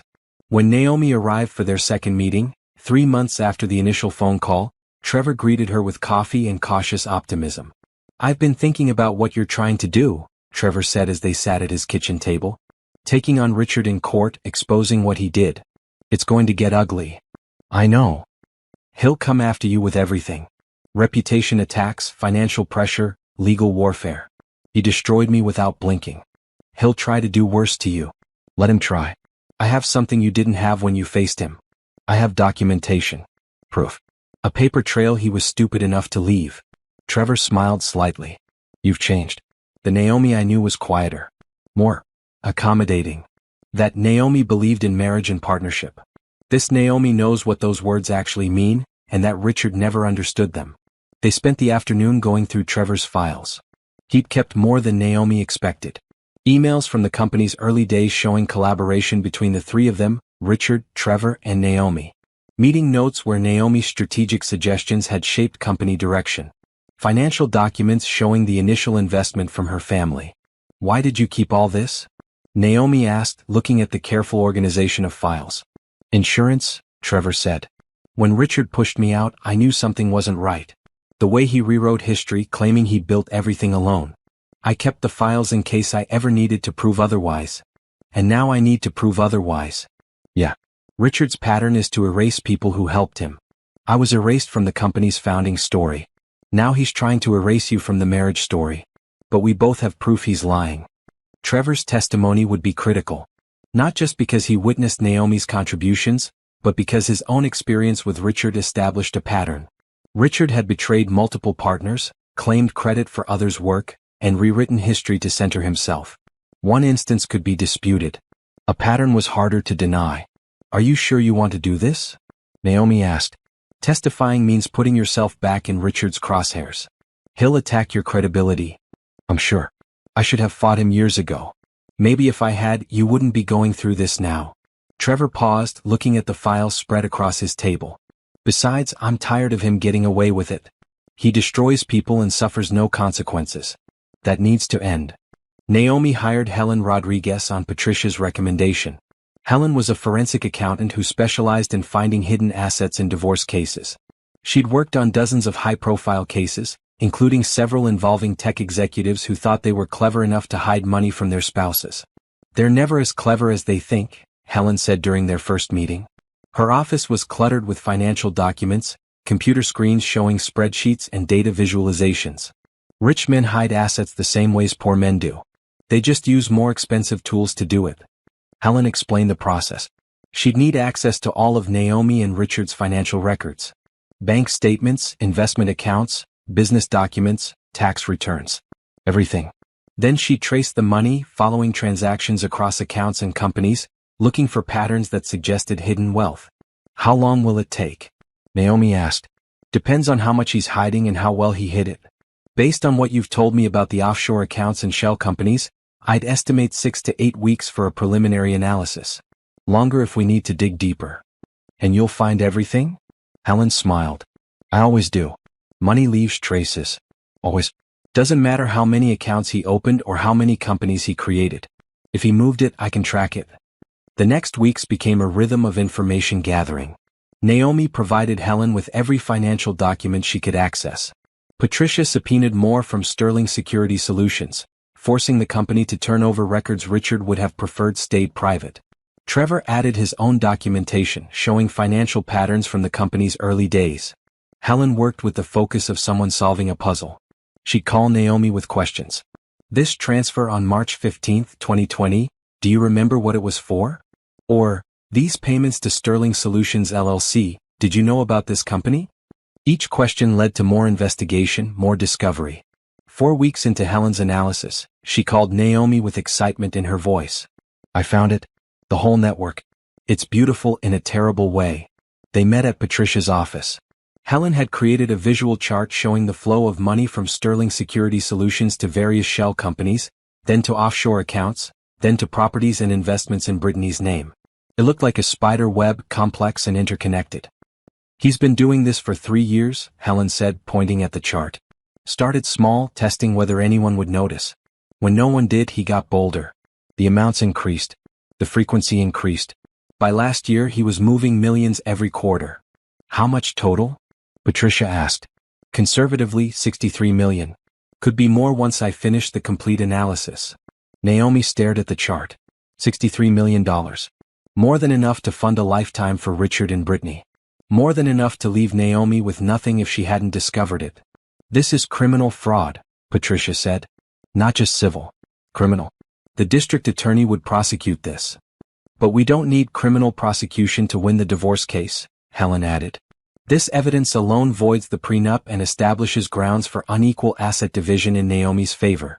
Combined with Trevor's testimony about her contributions, she's looking at majority control of marital assets.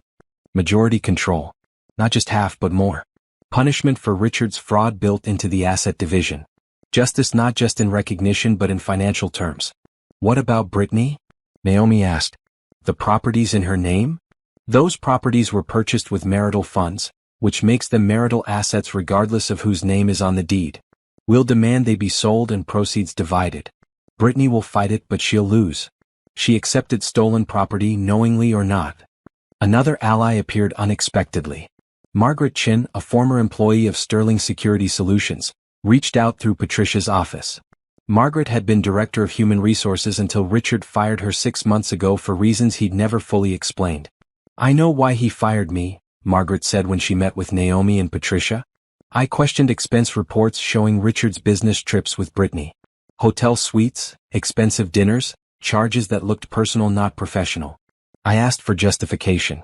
Instead of providing it, Richard eliminated my position. Do you still have those expense reports? Copies, yes. I kept everything. Corporate policy required 7-year retention of financial documents. I followed policy even after being fired. Margaret's expense reports corroborated the affair timeline. They showed Richard and Brittany traveling together constantly, staying in the same hotels, charging personal expenses to corporate accounts. It was evidence that Richard had violated not just his marriage vows but his fiduciary duty to the company and its shareholders. The board will want to see this, Margaret said. They might not care about Richard's marriage, but they care about company funds being misused. This could support shareholder lawsuits. Patricia took the expense reports with gratitude. You've given us evidence that helps on multiple fronts. The divorce, potential criminal charges, and shareholder complaints. Richard's legal problems are multiplying. Good, Margaret said simply. He's a narcissist who destroys anyone who questions him. I lost my career because I did my job. I'm happy to help take him down. The allies were gathering. Trevor with his knowledge of company history. Helen with her forensic accounting skills. Margaret with her documentation of company fund misuse. Each person brought pieces of the puzzle, filling gaps in the case Naomi was building. Patricia coordinated everyone, keeping evidence organized, preparing testimony, anticipating Richard's defenses. She'd handled dozens of divorces, but she said this one was special. Everything is documented, Patricia told Naomi during one of their strategy sessions. Usually in these cases we have some evidence and have to rely on testimony to fill gaps. Here we have evidence for everything. Bank records, emails, witness statements, expense reports. Richard can't deny anything without looking like a liar. He'll still try to deny it. Of course he will. His ego won't let him admit wrongdoing. But the evidence doesn't care about his ego. Richard's attorneys tried to fight the information gathering. They filed motions to limit discovery, claiming the requests were overly broad and harassing. They tried to prevent Trevor from testifying, arguing he was biased. They tried to exclude Helen's analysis, calling it speculative. Judge Lawrence denied every motion. Mr. Sterling opened the door to these inquiries by claiming his assets were separate and protected by the prenup. Judge Lawrence said during one hearing, "Mrs. Sterling has the right to verify those claims. Discovery will proceed." The preliminary hearing was approaching. In legal terms, it was just the first step, establishing parameters for the divorce proceedings. But symbolically, it would be the moment when everything became public. When Richard's private sins became public record. When Naomi's contributions were formally acknowledged by the court. Her father called the night before, checking on her emotional state. Charles Washington had watched his daughter transform over the past months, from a hurt wife to a determined warrior.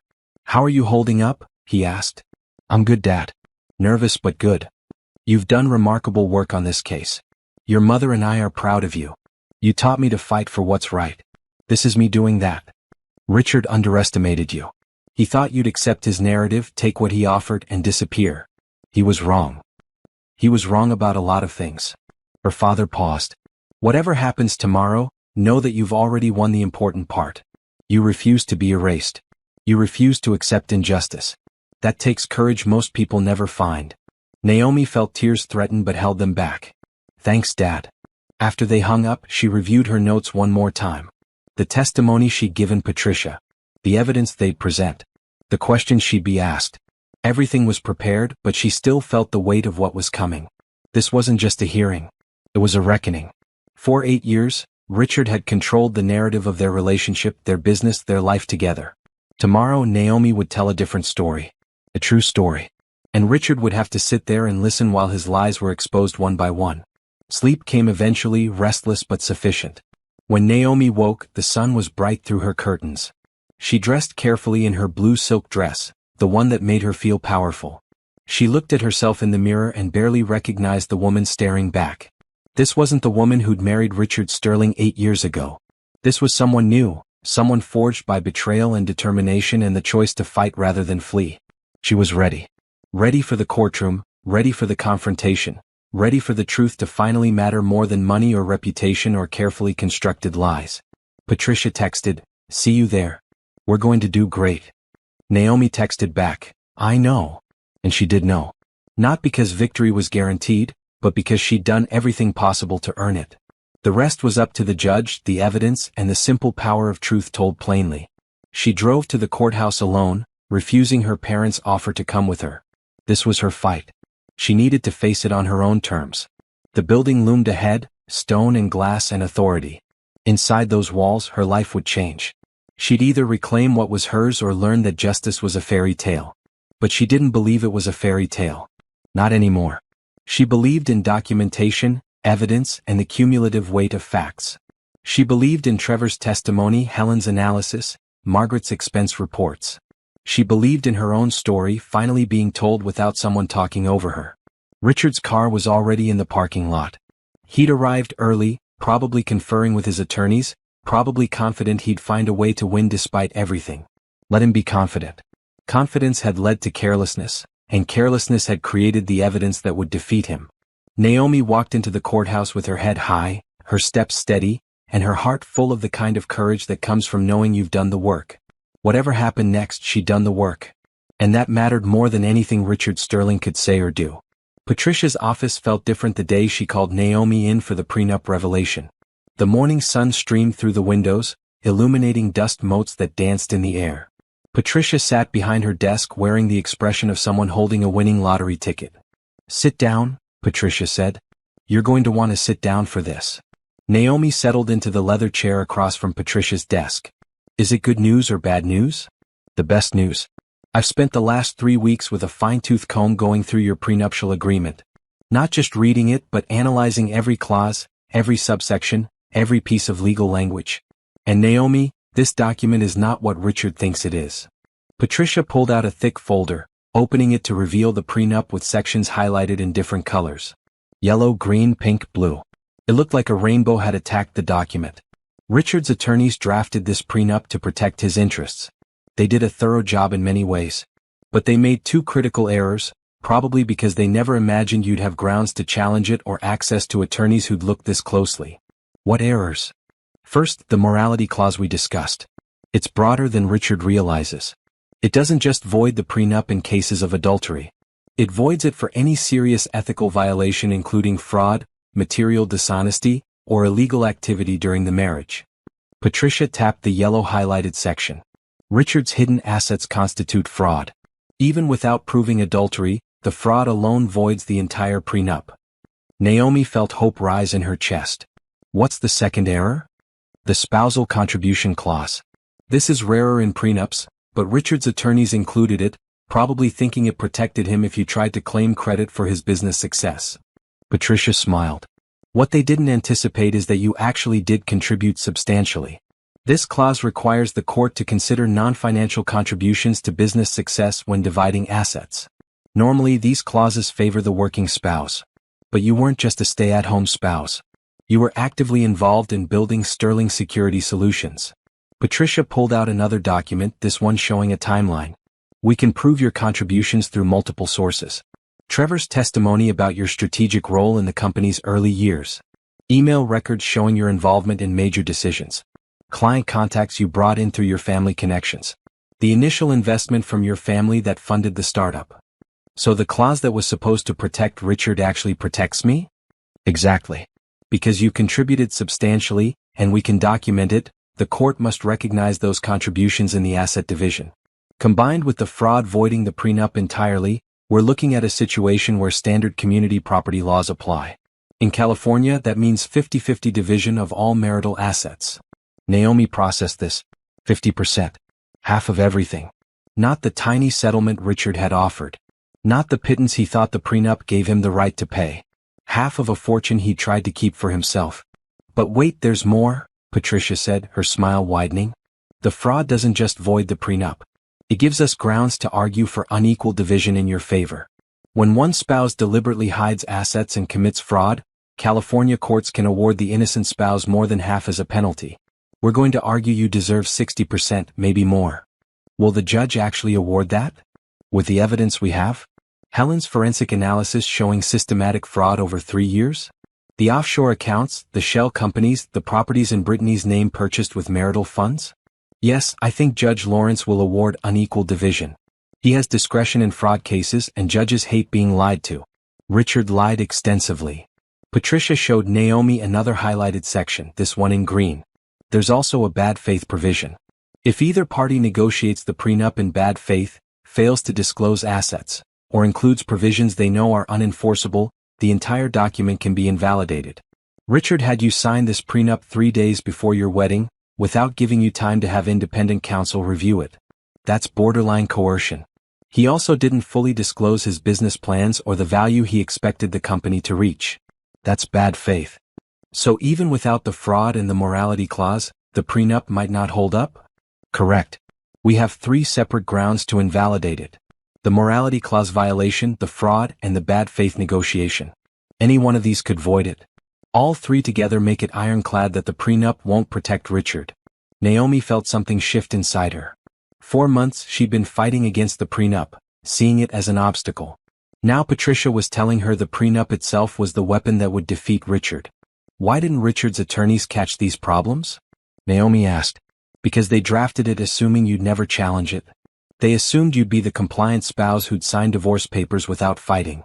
They assumed Richard would never give you grounds to invoke the morality clause. They assumed wrong on all counts. Patricia pulled out one more document. This is the most interesting part. I had an expert review the prenup's drafting. Guess what he found? What? The morality clause and spousal contribution clause weren't in the original draft. They were added at Richard's request during negotiations. His attorney advised against including them, said they created vulnerabilities. But Richard insisted. He wanted the morality clause because he worried about you having an affair. He wanted the contribution clause because he wanted credit for being the primary earner. His own paranoia and ego created the tools we're using to defeat him. Naomi laughed, an unexpected sound in the serious atmosphere. He did this to himself. He absolutely did. The prenup he thought was protecting him is actually destroying his case. And he has no one to blame but himself. They spent the next 2 hours going through every implication of the prenup analysis. Patricia explained how she'd present it to the judge, how she'd counter Richard's attorney's arguments, how the evidence supported each claim.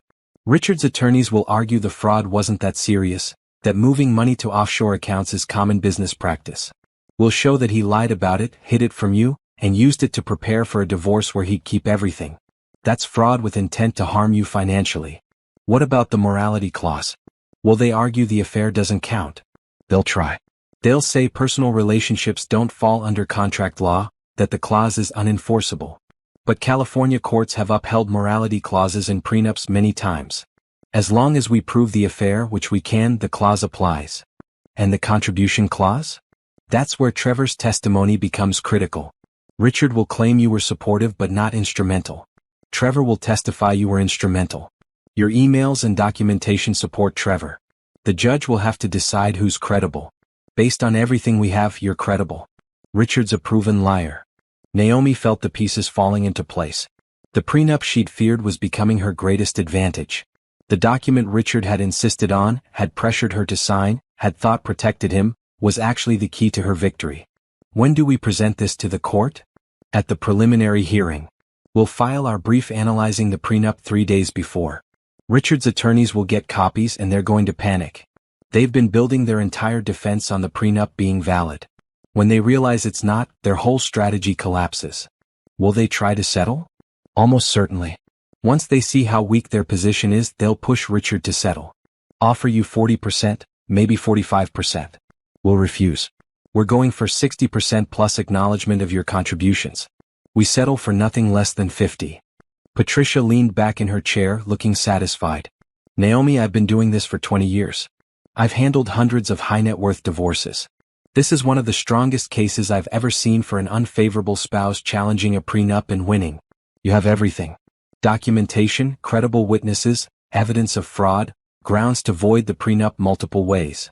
Richard's attorneys know they're in trouble. They're just hoping you don't realize how good your position is. I realize it now. Good. Because the preliminary hearing is when we make our stand. When we show the judge exactly what Richard did and why he deserves to lose not just half but more than half. When we prove you weren't just his wife but his partner, and partners deserve equal treatment. Naomi stood up, feeling lighter than she had in months. Thank you, Patricia, for seeing what was there. For finding the weaknesses in something Richard thought was strong. That's my job. And honestly, this one's a pleasure. Too many times I see prenups that are actually ironclad, and the spouse getting divorced has no recourse. This time, the prenup was written poorly and the other spouse commit. Defraud. It's almost too easy. It doesn't feel easy. The legal part is easy. The emotional part, I know that's hard. But you're doing great, Naomi. You're staying focused, staying strong. In a few weeks, this will all be over and you'll have the recognition and the assets you deserve. Naomi left Patricia's office and drove aimlessly for a while, processing everything. The prenup that had haunted her for months was revealed to be full of holes. The document Richard had insisted she sign without proper review was the document that would defeat him.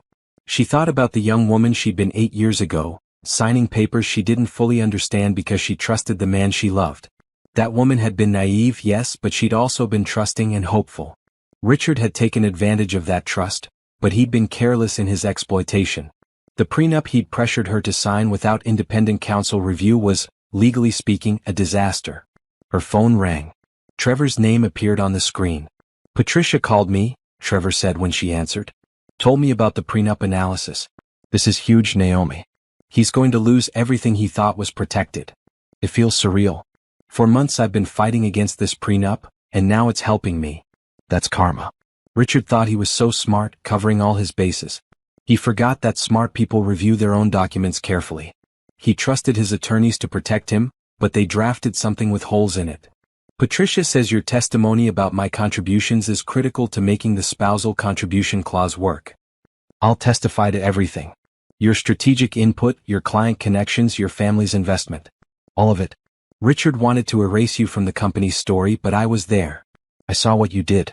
The judge will hear the truth. They talked for a few more minutes, Trevor offering encouragement, Naomi accepting it gratefully. When they hung up, she drove to the beach, needing to think. The ocean was gray and vast, waves rolling in with patient rhythm.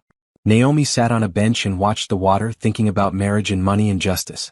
She'd married Richard believing in partnership, in building something together. He'd turned their marriage into a business arrangement that favored him exclusively. But he'd been sloppy, arrogant. He'd assumed she'd never fight, never question, never look closely at the documents he'd asked her to sign. His assumptions had created vulnerabilities, and those vulnerabilities were now becoming his downfall. The preliminary hearing was 5 days away.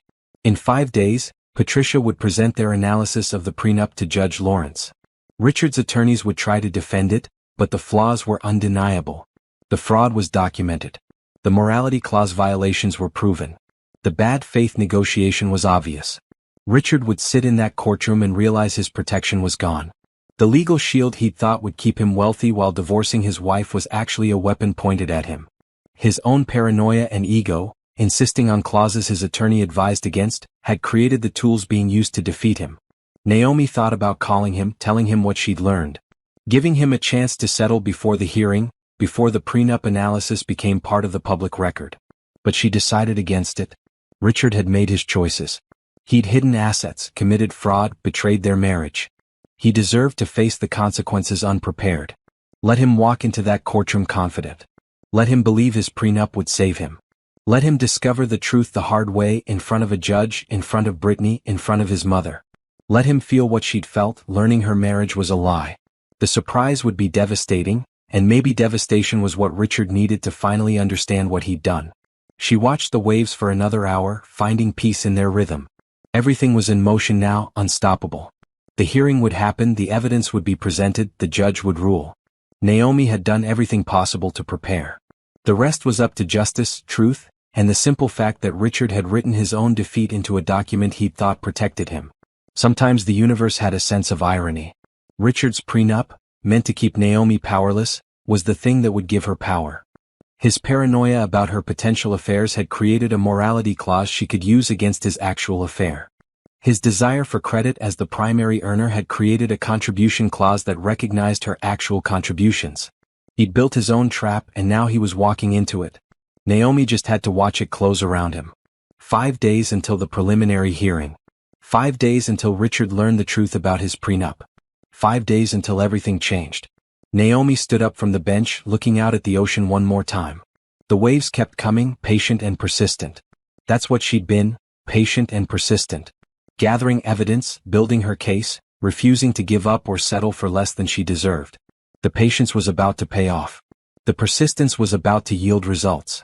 And Richard Sterling, the man who'd thought he was smart enough to control everything, was about to learn that some things couldn't be controlled. Justice, when it finally arrived, came for everyone. Even billionaires. Even men who thought they were untouchable. Even husbands who'd forgotten their wives were people, not possessions. The preliminary hearing would prove that. And Naomi would be there to see it happen.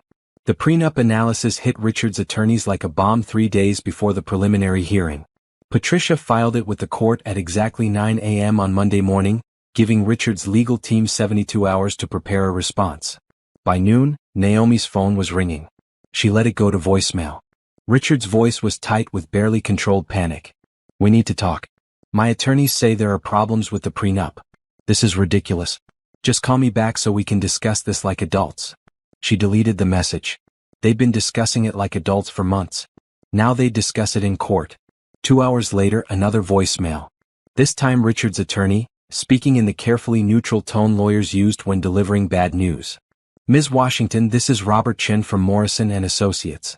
We've reviewed the prenup analysis filed by your counsel. We'd like to schedule a settlement conference before the hearing. Please have Ms. Monroe contact our office at her earliest convenience." A settlement conference. That's what happened when attorneys realized their case was falling apart. Patricia had predicted this, had told Naomi to expect settlement offers once Richard's team understood how weak their position was. "Don't accept anything less than 50%, Patricia had said. "They'll offer 40, maybe 45. Hold firm. We're in the stronger position." Richard's third call came at dinner time. Naomi was at her parents' house, pushing food around her plate while her mother watched with concern. Eat something, her mother said gently. You need your strength. I'm not hungry. Nerves? Anticipation. Her phone buzzed again. This time she answered, putting it on speaker so her parents could hear. Naomi, Richard said, his voice different now. Less angry, more desperate. Please, can we just talk? Face to face? Without lawyers. Everything goes through Patricia now. You know that. This isn't about lawyers. This is about us. About 8 years of marriage. That has to mean something. It meant something to me. Past tense. You made sure it stopped meaning anything when you decided Brittany was more important than our marriage vows. That was a mistake. I told you that. But destroying everything because of one mistake seems extreme. Naomi's father made a disgusted sound. Charles Washington had limited patience for men who called years of infidelity a single mistake. One mistake. Naomi repeated. Richard, you had an affair for over a year. You hid millions of dollars in offshore accounts.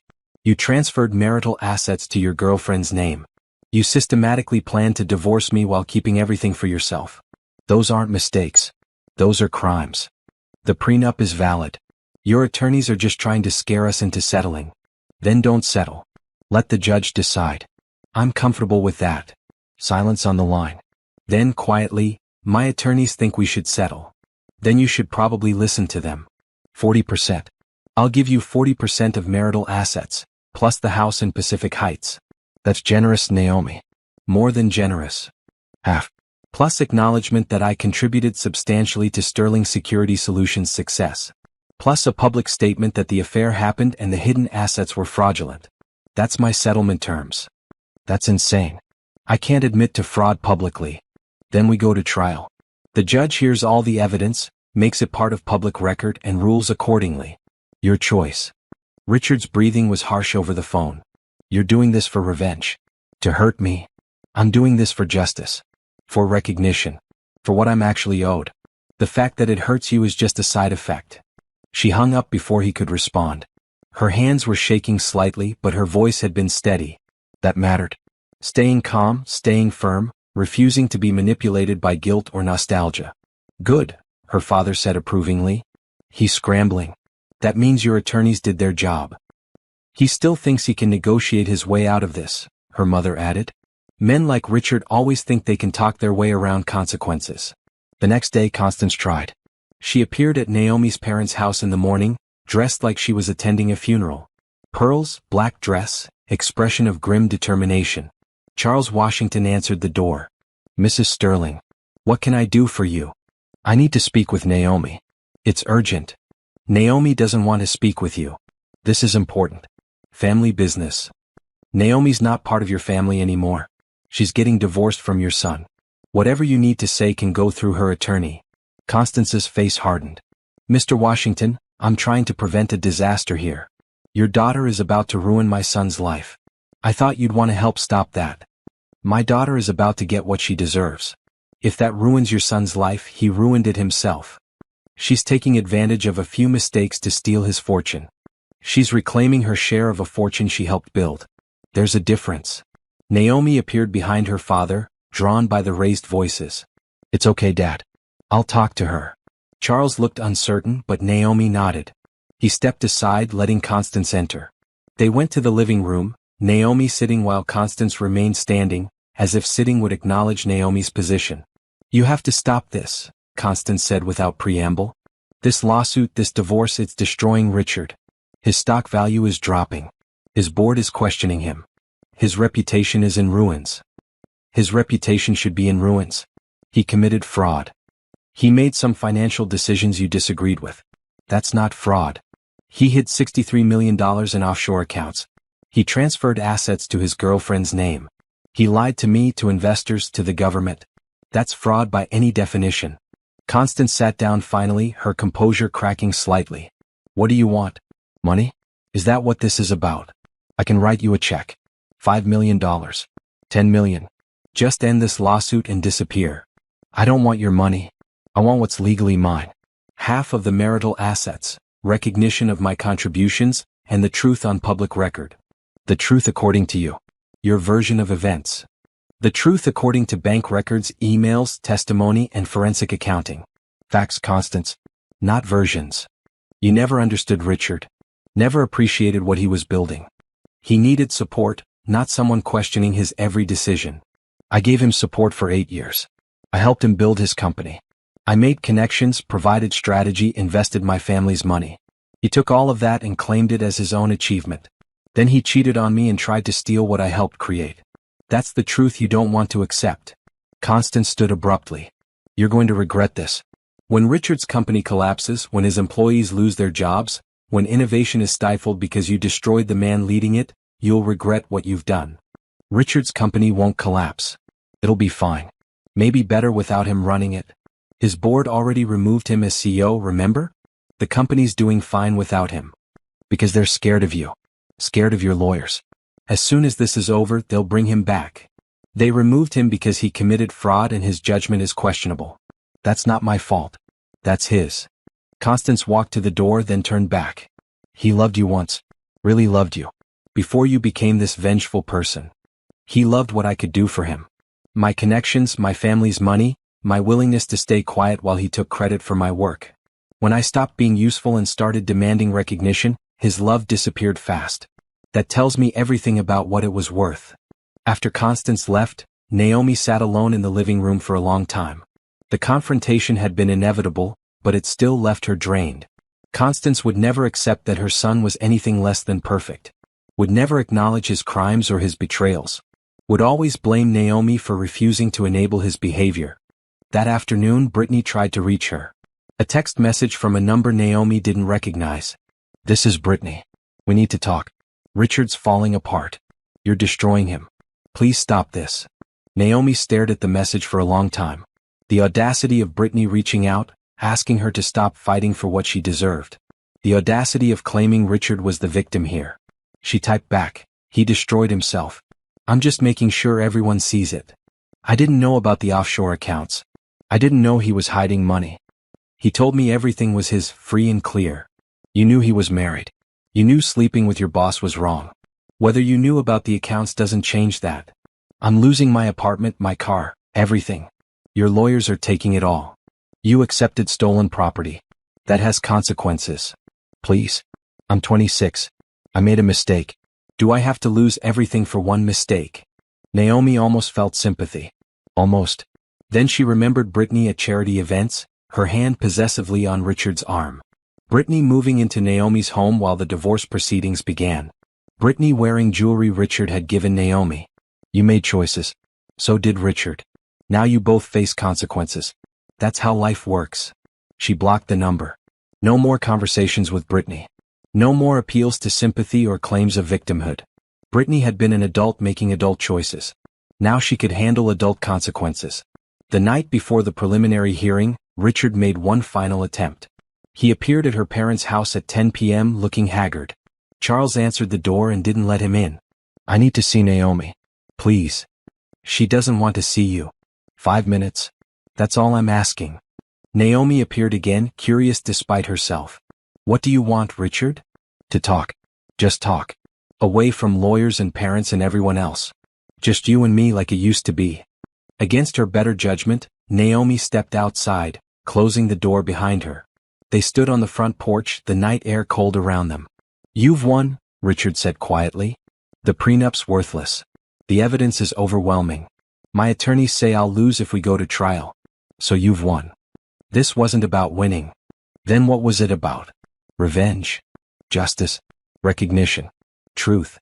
Richard laughed bitterly. Truth. You want the truth? Fine. I cheated on you. I hid money. I took credit for work you did. All of it's true. Happy? Are you going to say that in court? Publicly? If I have to. If that's what it takes to settle this. Why now? Why the honesty now when you've spent months lying? Because I'm tired. Tired of fighting, tired of lawyers, tired of watching everything collapse. My company's stock is in the toilet. My board has no faith in me. My reputation is destroyed. You wanted me to lose everything? Congratulations. I've lost it. Naomi looked at him, really looked at him. The man she'd married had been confident, energetic, full of dreams. This man looked defeated, older than his years. Part of her felt satisfaction. He'd earned this. Another part felt something else. Not quite sadness but recognition of what had been lost. I never wanted you to lose everything, Naomi said. I wanted you to be honest. To treat me like a partner instead of an obstacle. To value what I contributed. If you'd done that from the beginning, none of this would have happened. I know. I see that now. Too late. Yeah, too late. They stood in silence for a moment. Then Richard said, 50%. Public acknowledgement of your contributions. A statement that the affair happened. That's what you want, right? I'll give you that. We settle tomorrow before the hearing. And the hidden assets? I'll admit they were wrong. Fraudulent. Whatever word makes this end. Why the change? Your attorneys must have told you settlement was smart days ago. Because I talked to the board this afternoon. They're going to force me out completely. Not just as CEO but from the board.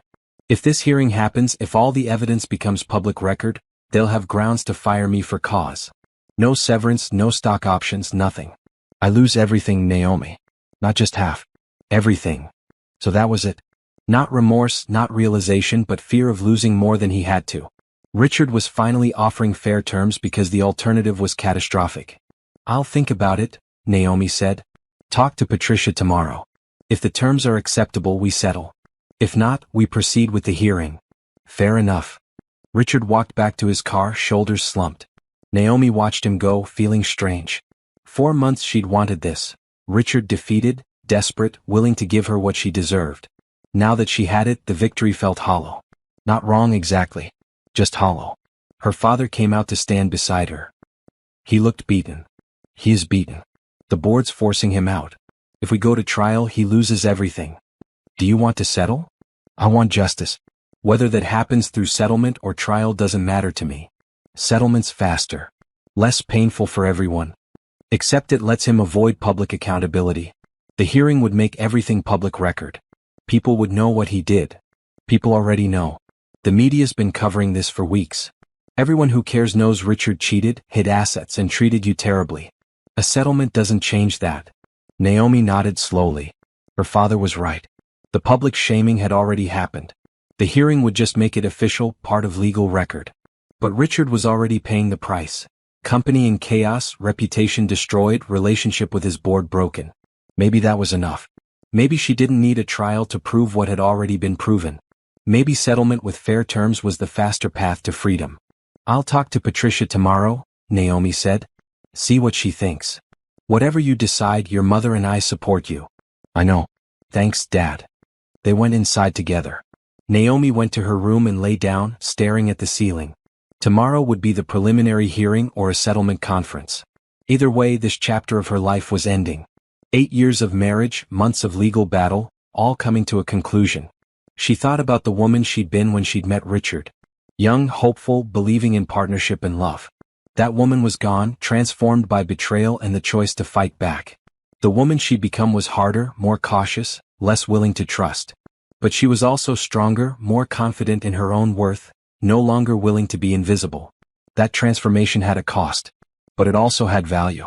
Naomi Washington would never again let someone erase her contributions, take credit for her work, or treat her as less than an equal partner. She'd learned what she was worth, and she'd demand that others see it too. The preliminary hearing or settlement conference would make that official.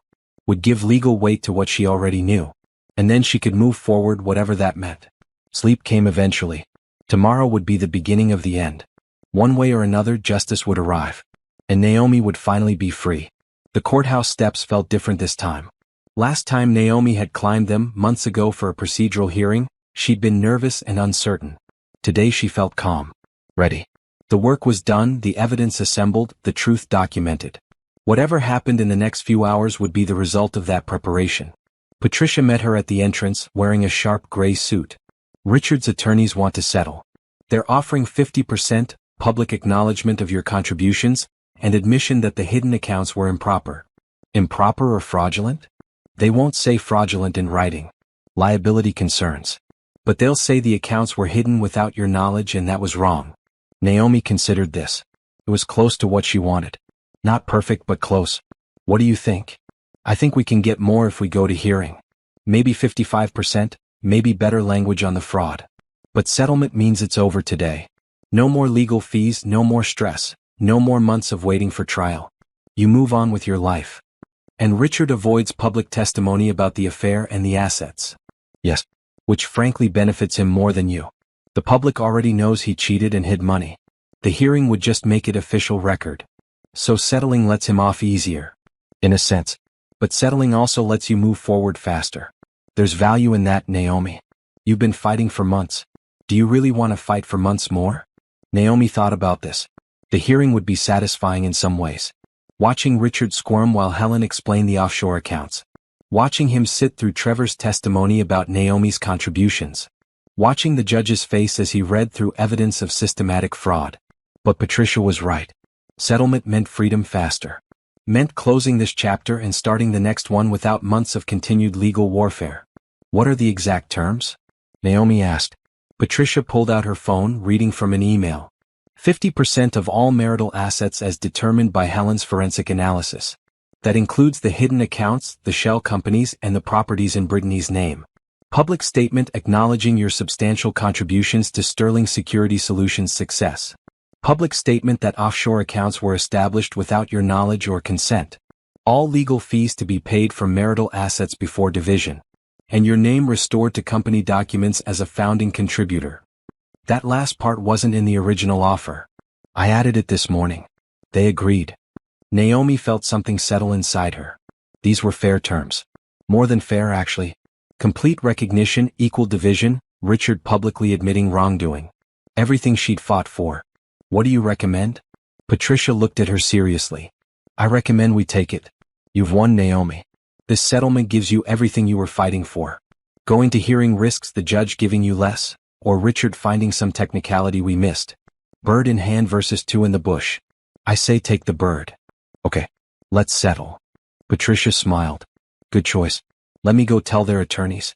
We'll draft the settlement agreement this morning, have it signed by end of business today. You'll be divorced and compensated by next week. Patricia walked away to confer with Richard's legal team. Naomi stood in the courthouse lobby watching people move around her. Lawyers with briefcases. Families here for various hearings. Security guards checking IDs. All of it ordinary, part of the daily machinery of justice. She saw Richard then standing with his attorneys near the courtroom entrance. He looked tired, wearing a black suit that hung slightly loose on his frame. Weight loss from stress, probably. He caught her eye, and for a moment they just looked at each other across the lobby. What did he see when he looked at her? The wife he'd betrayed? The woman who'd fought back? The partner he'd underestimated? Naomi didn't know and found she didn't particularly care. Richard's opinion of her had stopped matching the day she decided to fight for herself. Brittany wasn't there. Of course not. Her role in this had been embarrassing enough without sitting through court proceedings. Constance wasn't there either. Richard's mother had probably been advised by his attorneys to stay away, her presence more liability than support. Patricia returned looking satisfied. They've agreed to our terms. We're drafting the settlement agreement now. Should be ready in 2 hours. Judge Lawrence will review and approve it, then you're done. What about the hearing? Cancelled. We'll submit the settlement agreement instead. The judge will review our evidence to make sure the terms are fair, but he won't hold a public hearing. Your evidence will be part of the case file but not part of public testimony. So Richard avoids the public humiliation of testifying. Yes, but the media has enough already. And you get everything you wanted without additional months of warfare. That's a win. They went to a conference room in the courthouse to wait while the settlement was drafted. Trevor had come to potentially testify and he joined them there looking disappointed. No hearing? Trevor asked when Patricia explained. Settlement. Better outcome, faster resolution. I was ready to testify. Ready to tell everyone what Richard did, what Naomi contributed. Your willingness to testify helped get us here, Patricia said. Richard's attorneys knew we had you as a witness. That strengthened our negotiating position. You helped without having to take the stand. Trevor nodded, though he still looked slightly disappointed. Naomi understood. He'd wanted his moment to publicly denounce Richard, to expose what had been done to both of them. Settlement denied him that catharsis. Thank you anyway, Naomi said to Trevor. For being willing. For providing evidence. For being on my side when it mattered. I should have been on your side years ago, Trevor replied. Should have spoken up when Richard started erasing you from the company's story. I didn't and I regret that. So testifying would have been my chance to make it right. You've made it right. Trust me. Your testimony and documents were crucial to building the case that got us this settlement. Helen arrived an hour later looking cheerful. Heard we're settling. That's smart. The evidence was strong, but trials are unpredictable. Settlement's the safer bet. Will Richard actually pay what he owes? Naomi asked. Or will he find ways to hide more assets? Not with the terms Patricia negotiated. All accounts must be disclosed and verified by me. Any assets discovered after the settlement that Richard failed to disclose result in penalties and potential criminal charges. He'd be stupid to hide anything else. He was stupid enough to hide things in the first place. Yes, but now he knows you'll find out. You proved that already. He won't risk it again. They waited. The conference room had terrible coffee and uncomfortable chairs, but none of that mattered. Naomi felt suspended between two chapters of her life, the marriage that was ending and whatever came next. Soon, very soon, the first chapter would close officially. Patricia's phone buzzed. She read the message then smiled. Settlements drafted. Both sides are reviewing. Another 30 minutes, then we present to Judge Lawrence for approval. What happens after he approves? He signs the order. It becomes legally binding. You and Richard are divorced. Assets are divided according to the terms. Public statements are released. Everything in the settlement happens, officially and finally.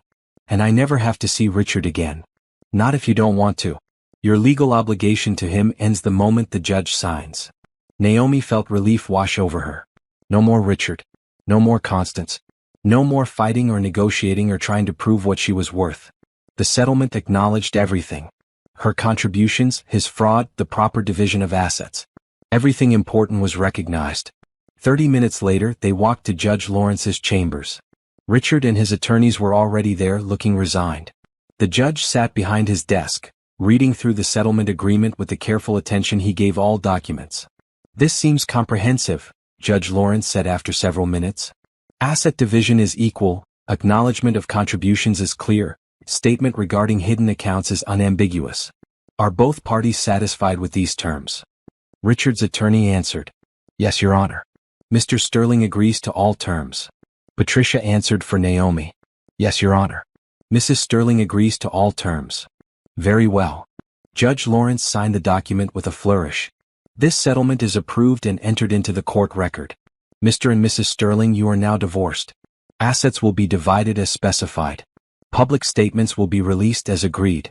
This case is closed. That simply. 8 years of marriage, ended with a signature and a sentence. The judge handed copies of the signed settlement to both attorneys and that was it. They were dismissed. In the hallway outside chambers, Richard approached Naomi. His attorneys had left, giving them a moment of privacy. Patricia stood nearby, watching carefully but not interfering. So that's it, Richard said. We're done. We're done. For what it's worth, I'm sorry. For the affair, the lying, the way I treated your contributions. All of it. I'm sorry. Naomi looked at him, searching for sincerity. She found some, mixed with exhaustion and defeat. Richard was sorry, but mostly he was sorry for getting caught and losing half his fortune. The apology was real but incomplete. I appreciate that, Naomi said. But sorry doesn't change what happened. Doesn't give me back the years I spent believing we were partners when you saw me as an obstacle. I never saw you as an obstacle. You treated me like one. Same result. Richard nodded slowly. You're right. I did. He paused, seeming to want to say more, then just said, Good luck, Naomi. I hope you find whatever you're looking for. I already found it. Justice. Recognition. My own strength. Everything you tried to take away from me. Richard walked away without responding. Naomi watched him go, feeling strange. Not sad exactly. Not angry anymore either. Just, done. Finished with that chapter. Ready for whatever came next. Patricia touched her arm. How do you feel? Free. Good. Let's get out of here. We have paperwork to sign, but we can do it from my office. You don't need to stay in this courthouse anymore. They left together, Patricia on her phone coordinating the next steps, Naomi walking in silence. Outside the sun was bright. The day felt ordinary, people going about their business, unaware that Naomi's life had just fundamentally changed. Her phone buzzed. Her mother texting, How did it go? Naomi typed back, Settled. It's over. I won. Coming home for dinner? Yes. Need to celebrate. She put her phone away and got into Patricia's car. As they drove away from the courthouse, Naomi looked back at the building one last time. That's where her marriage had officially ended. That's where justice had been served, officially and legally. That's where Naomi Washington had proven she was more than Richard Sterling's wife. She was a business partner. A contributor. A woman who'd helped build an empire and refused to let someone erase her from that story. The settlement acknowledged all of it. Made it official. Made it undeniable. The hearing she'd prepared for had been replaced by settlement, but the outcome was the same. Victory. Recognition. Justice. Everything she'd fought for, achieved without the drama of a public trial but with all the substance she demanded. Richard would release a public statement that afternoon, acknowledging the affair and the hidden accounts. Naomi would release her own statement, brief and dignified, thanking her attorneys and moving forward with her life. The media would cover it for a few days then move on to other scandals. Richard's reputation would remain damaged but not destroyed. His company would survive without him as CEO. Life would continue, change but not ended. And Naomi would be free. Free to build her own company, make her own investments, live her own life without someone taking credit for her work or dismissing her contributions. Free to be herself, fully and without compromise. That freedom was worth more than money. Worth more than revenge. Worth everything she'd fought for. As they drove through San Francisco, Naomi looked out at the city she'd called home for 8 years. Felt different now. Not Richard's city where she existed in his shadow. Her city where she'd built a life and fought to keep it. The preliminary hearing was over.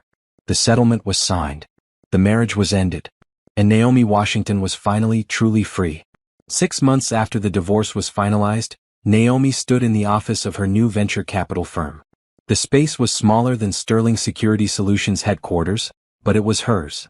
Floor-to-ceiling windows overlooked the bay. Clean lines, modern furniture, everything chosen by her without compromise or consideration of someone else's preferences. Washington Capital Partners. Her firm. Her vision. Her rules. The settlement had given her $150 million after all assets were divided and evaluated. More money than she'd ever imagined needing, more than enough to build something meaningful. She'd spent the first month after the divorce just breathing, recovering from the stress of legal battle. Then she'd started planning. Female entrepreneurs face a funding gap, she told her father when explaining her business plan. They get less than 3% of venture capital funding despite starting businesses at the same rate as men. I'm going to change that. Charles Washington had smiled, proud. Your mother and I will be your first investors. Washington Capital Partners launched with $50 million in capital. 30 from Naomi's settlement, 10 from her parents, 10 from a group of female investors she'd carefully cultivated. The firm's mission was simple. Invest in women-led startups, provide not just money but mentorship and connections, build the kind of support network Naomi had provided to Richard's company. The difference was this time she'd get credit for it. Her first investment had been in a company led by a young black woman with a revolutionary idea for sustainable packaging. The kind of founder venture capitalists usually passed over. Too young, too inexperienced, too risky. Naomi had seen potential where others saw risk. She'd written the check. That company was now worth 10 times its initial valuation. Naomi's instincts, honed by years of working behind the scenes at Sterling Security Solutions, were proving sound. She had 3 more investments in the pipeline, all women-led, all addressing real problems with innovative solutions. Trevor had joined as her technical advisor, providing the engineering expertise she lacked. His official title was VP of Technology Assessment, but really he was her partner in identifying promising technical innovations.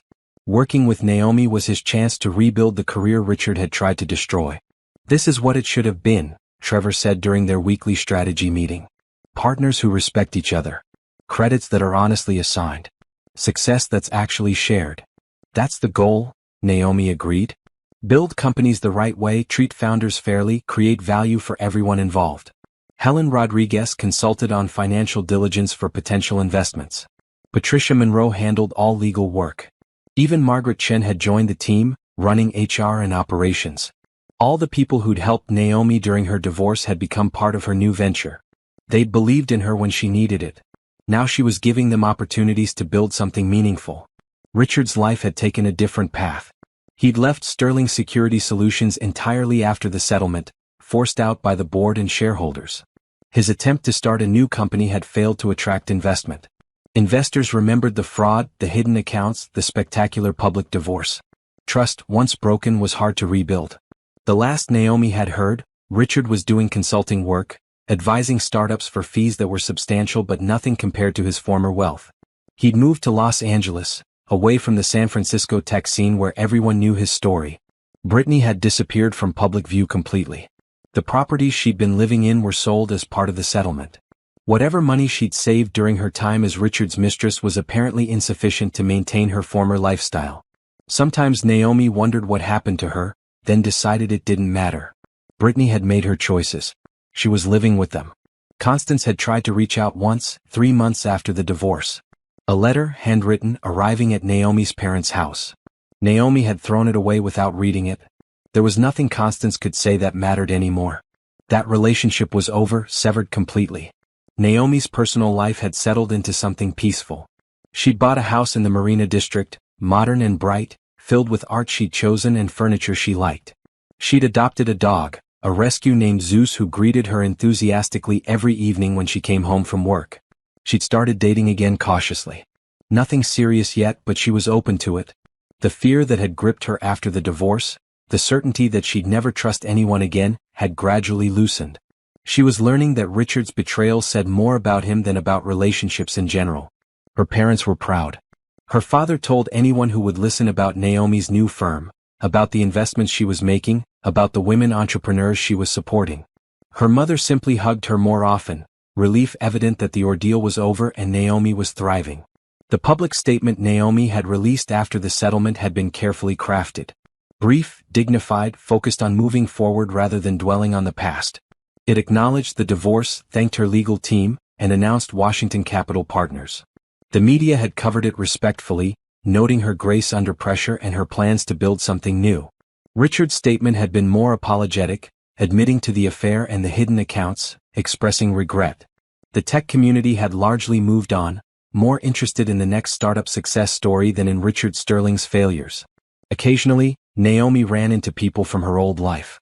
Former friends of Richard's, people she'd hosted at dinner parties, colleagues from Sterling Security Solutions' early days. The encounters were awkward, people not sure what to say to the ex-wife who'd beaten the billionaire in court. Naomi handled them with quiet confidence. She'd done nothing wrong. Had only fought for what was rightfully hers. If people were uncomfortable, that was their problem, not hers. One afternoon, working late in her office, Naomi received an unexpected email. From Richard. Subject line, no response needed. She almost deleted it unread. Then curiosity won. She opened it.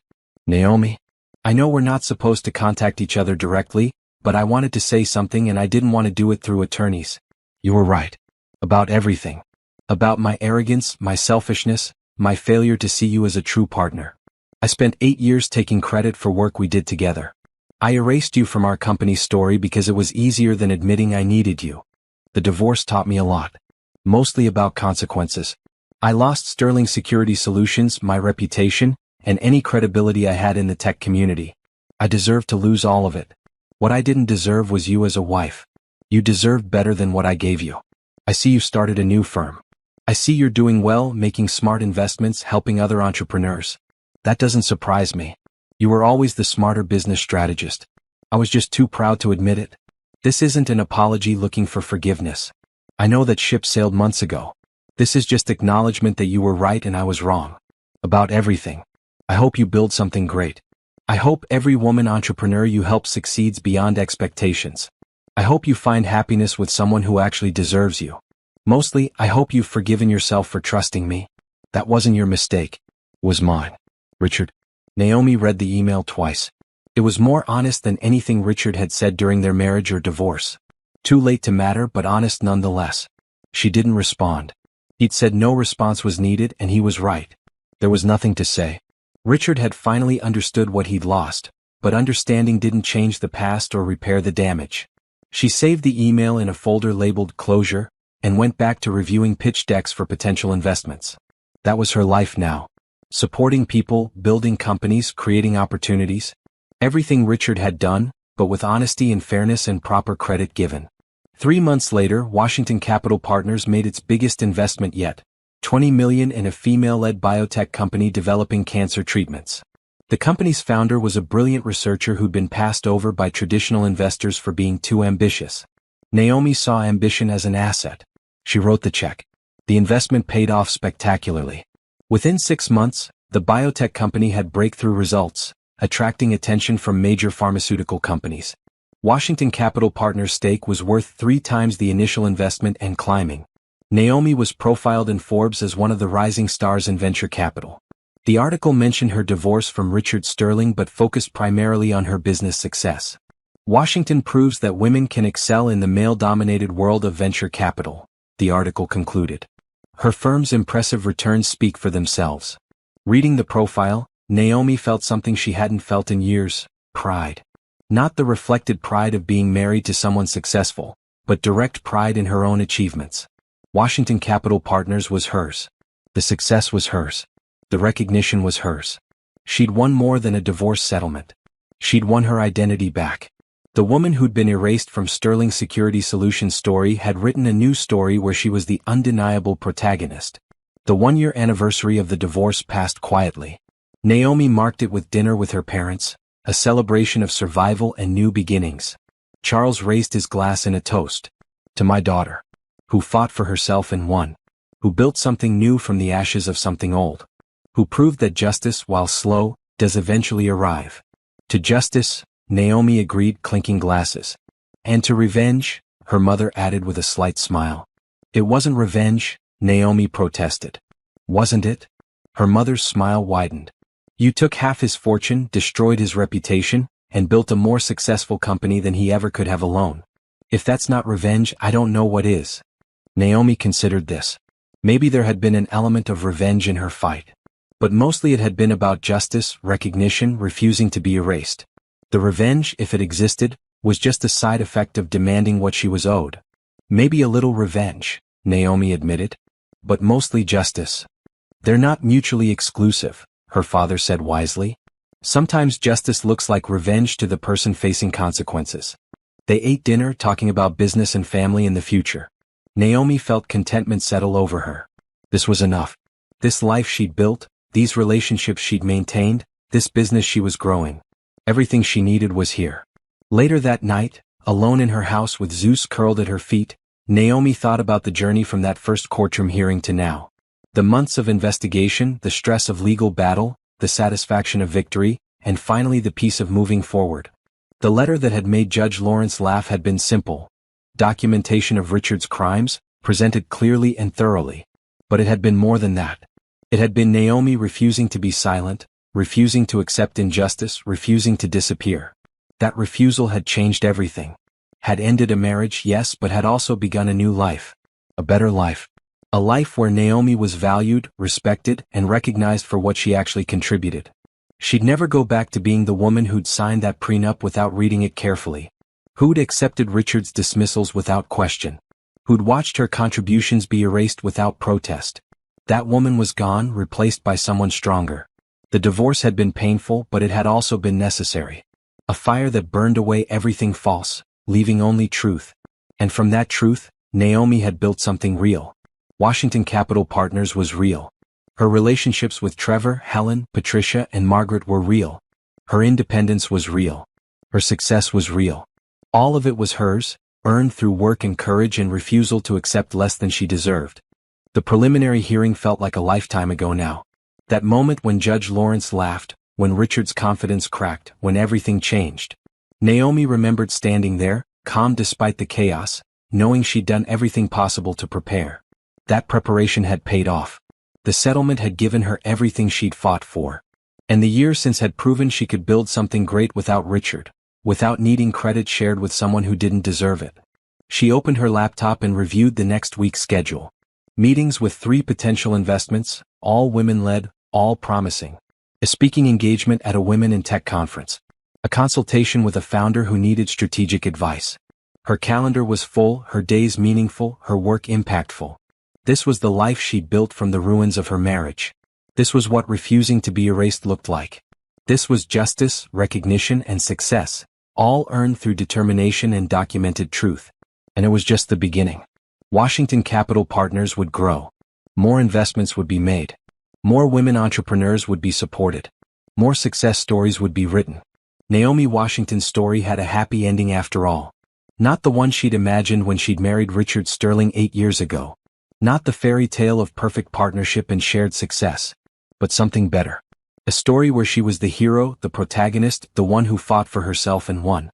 The judge had laughed, Richard had lost, and Naomi had built a new life from the settlement. A life that was entirely, completely, undeniably hers. And that, she thought as she closed her laptop and headed to bed, was the best revenge of all. Living well. Succeeding beyond expectations. Proving that she'd never needed Richard Sterling to be successful. She'd only needed herself. Justice had arrived. Recognition had been given. The happy ending had been written. And Naomi Washington was finally, truly free to live the life she deserved.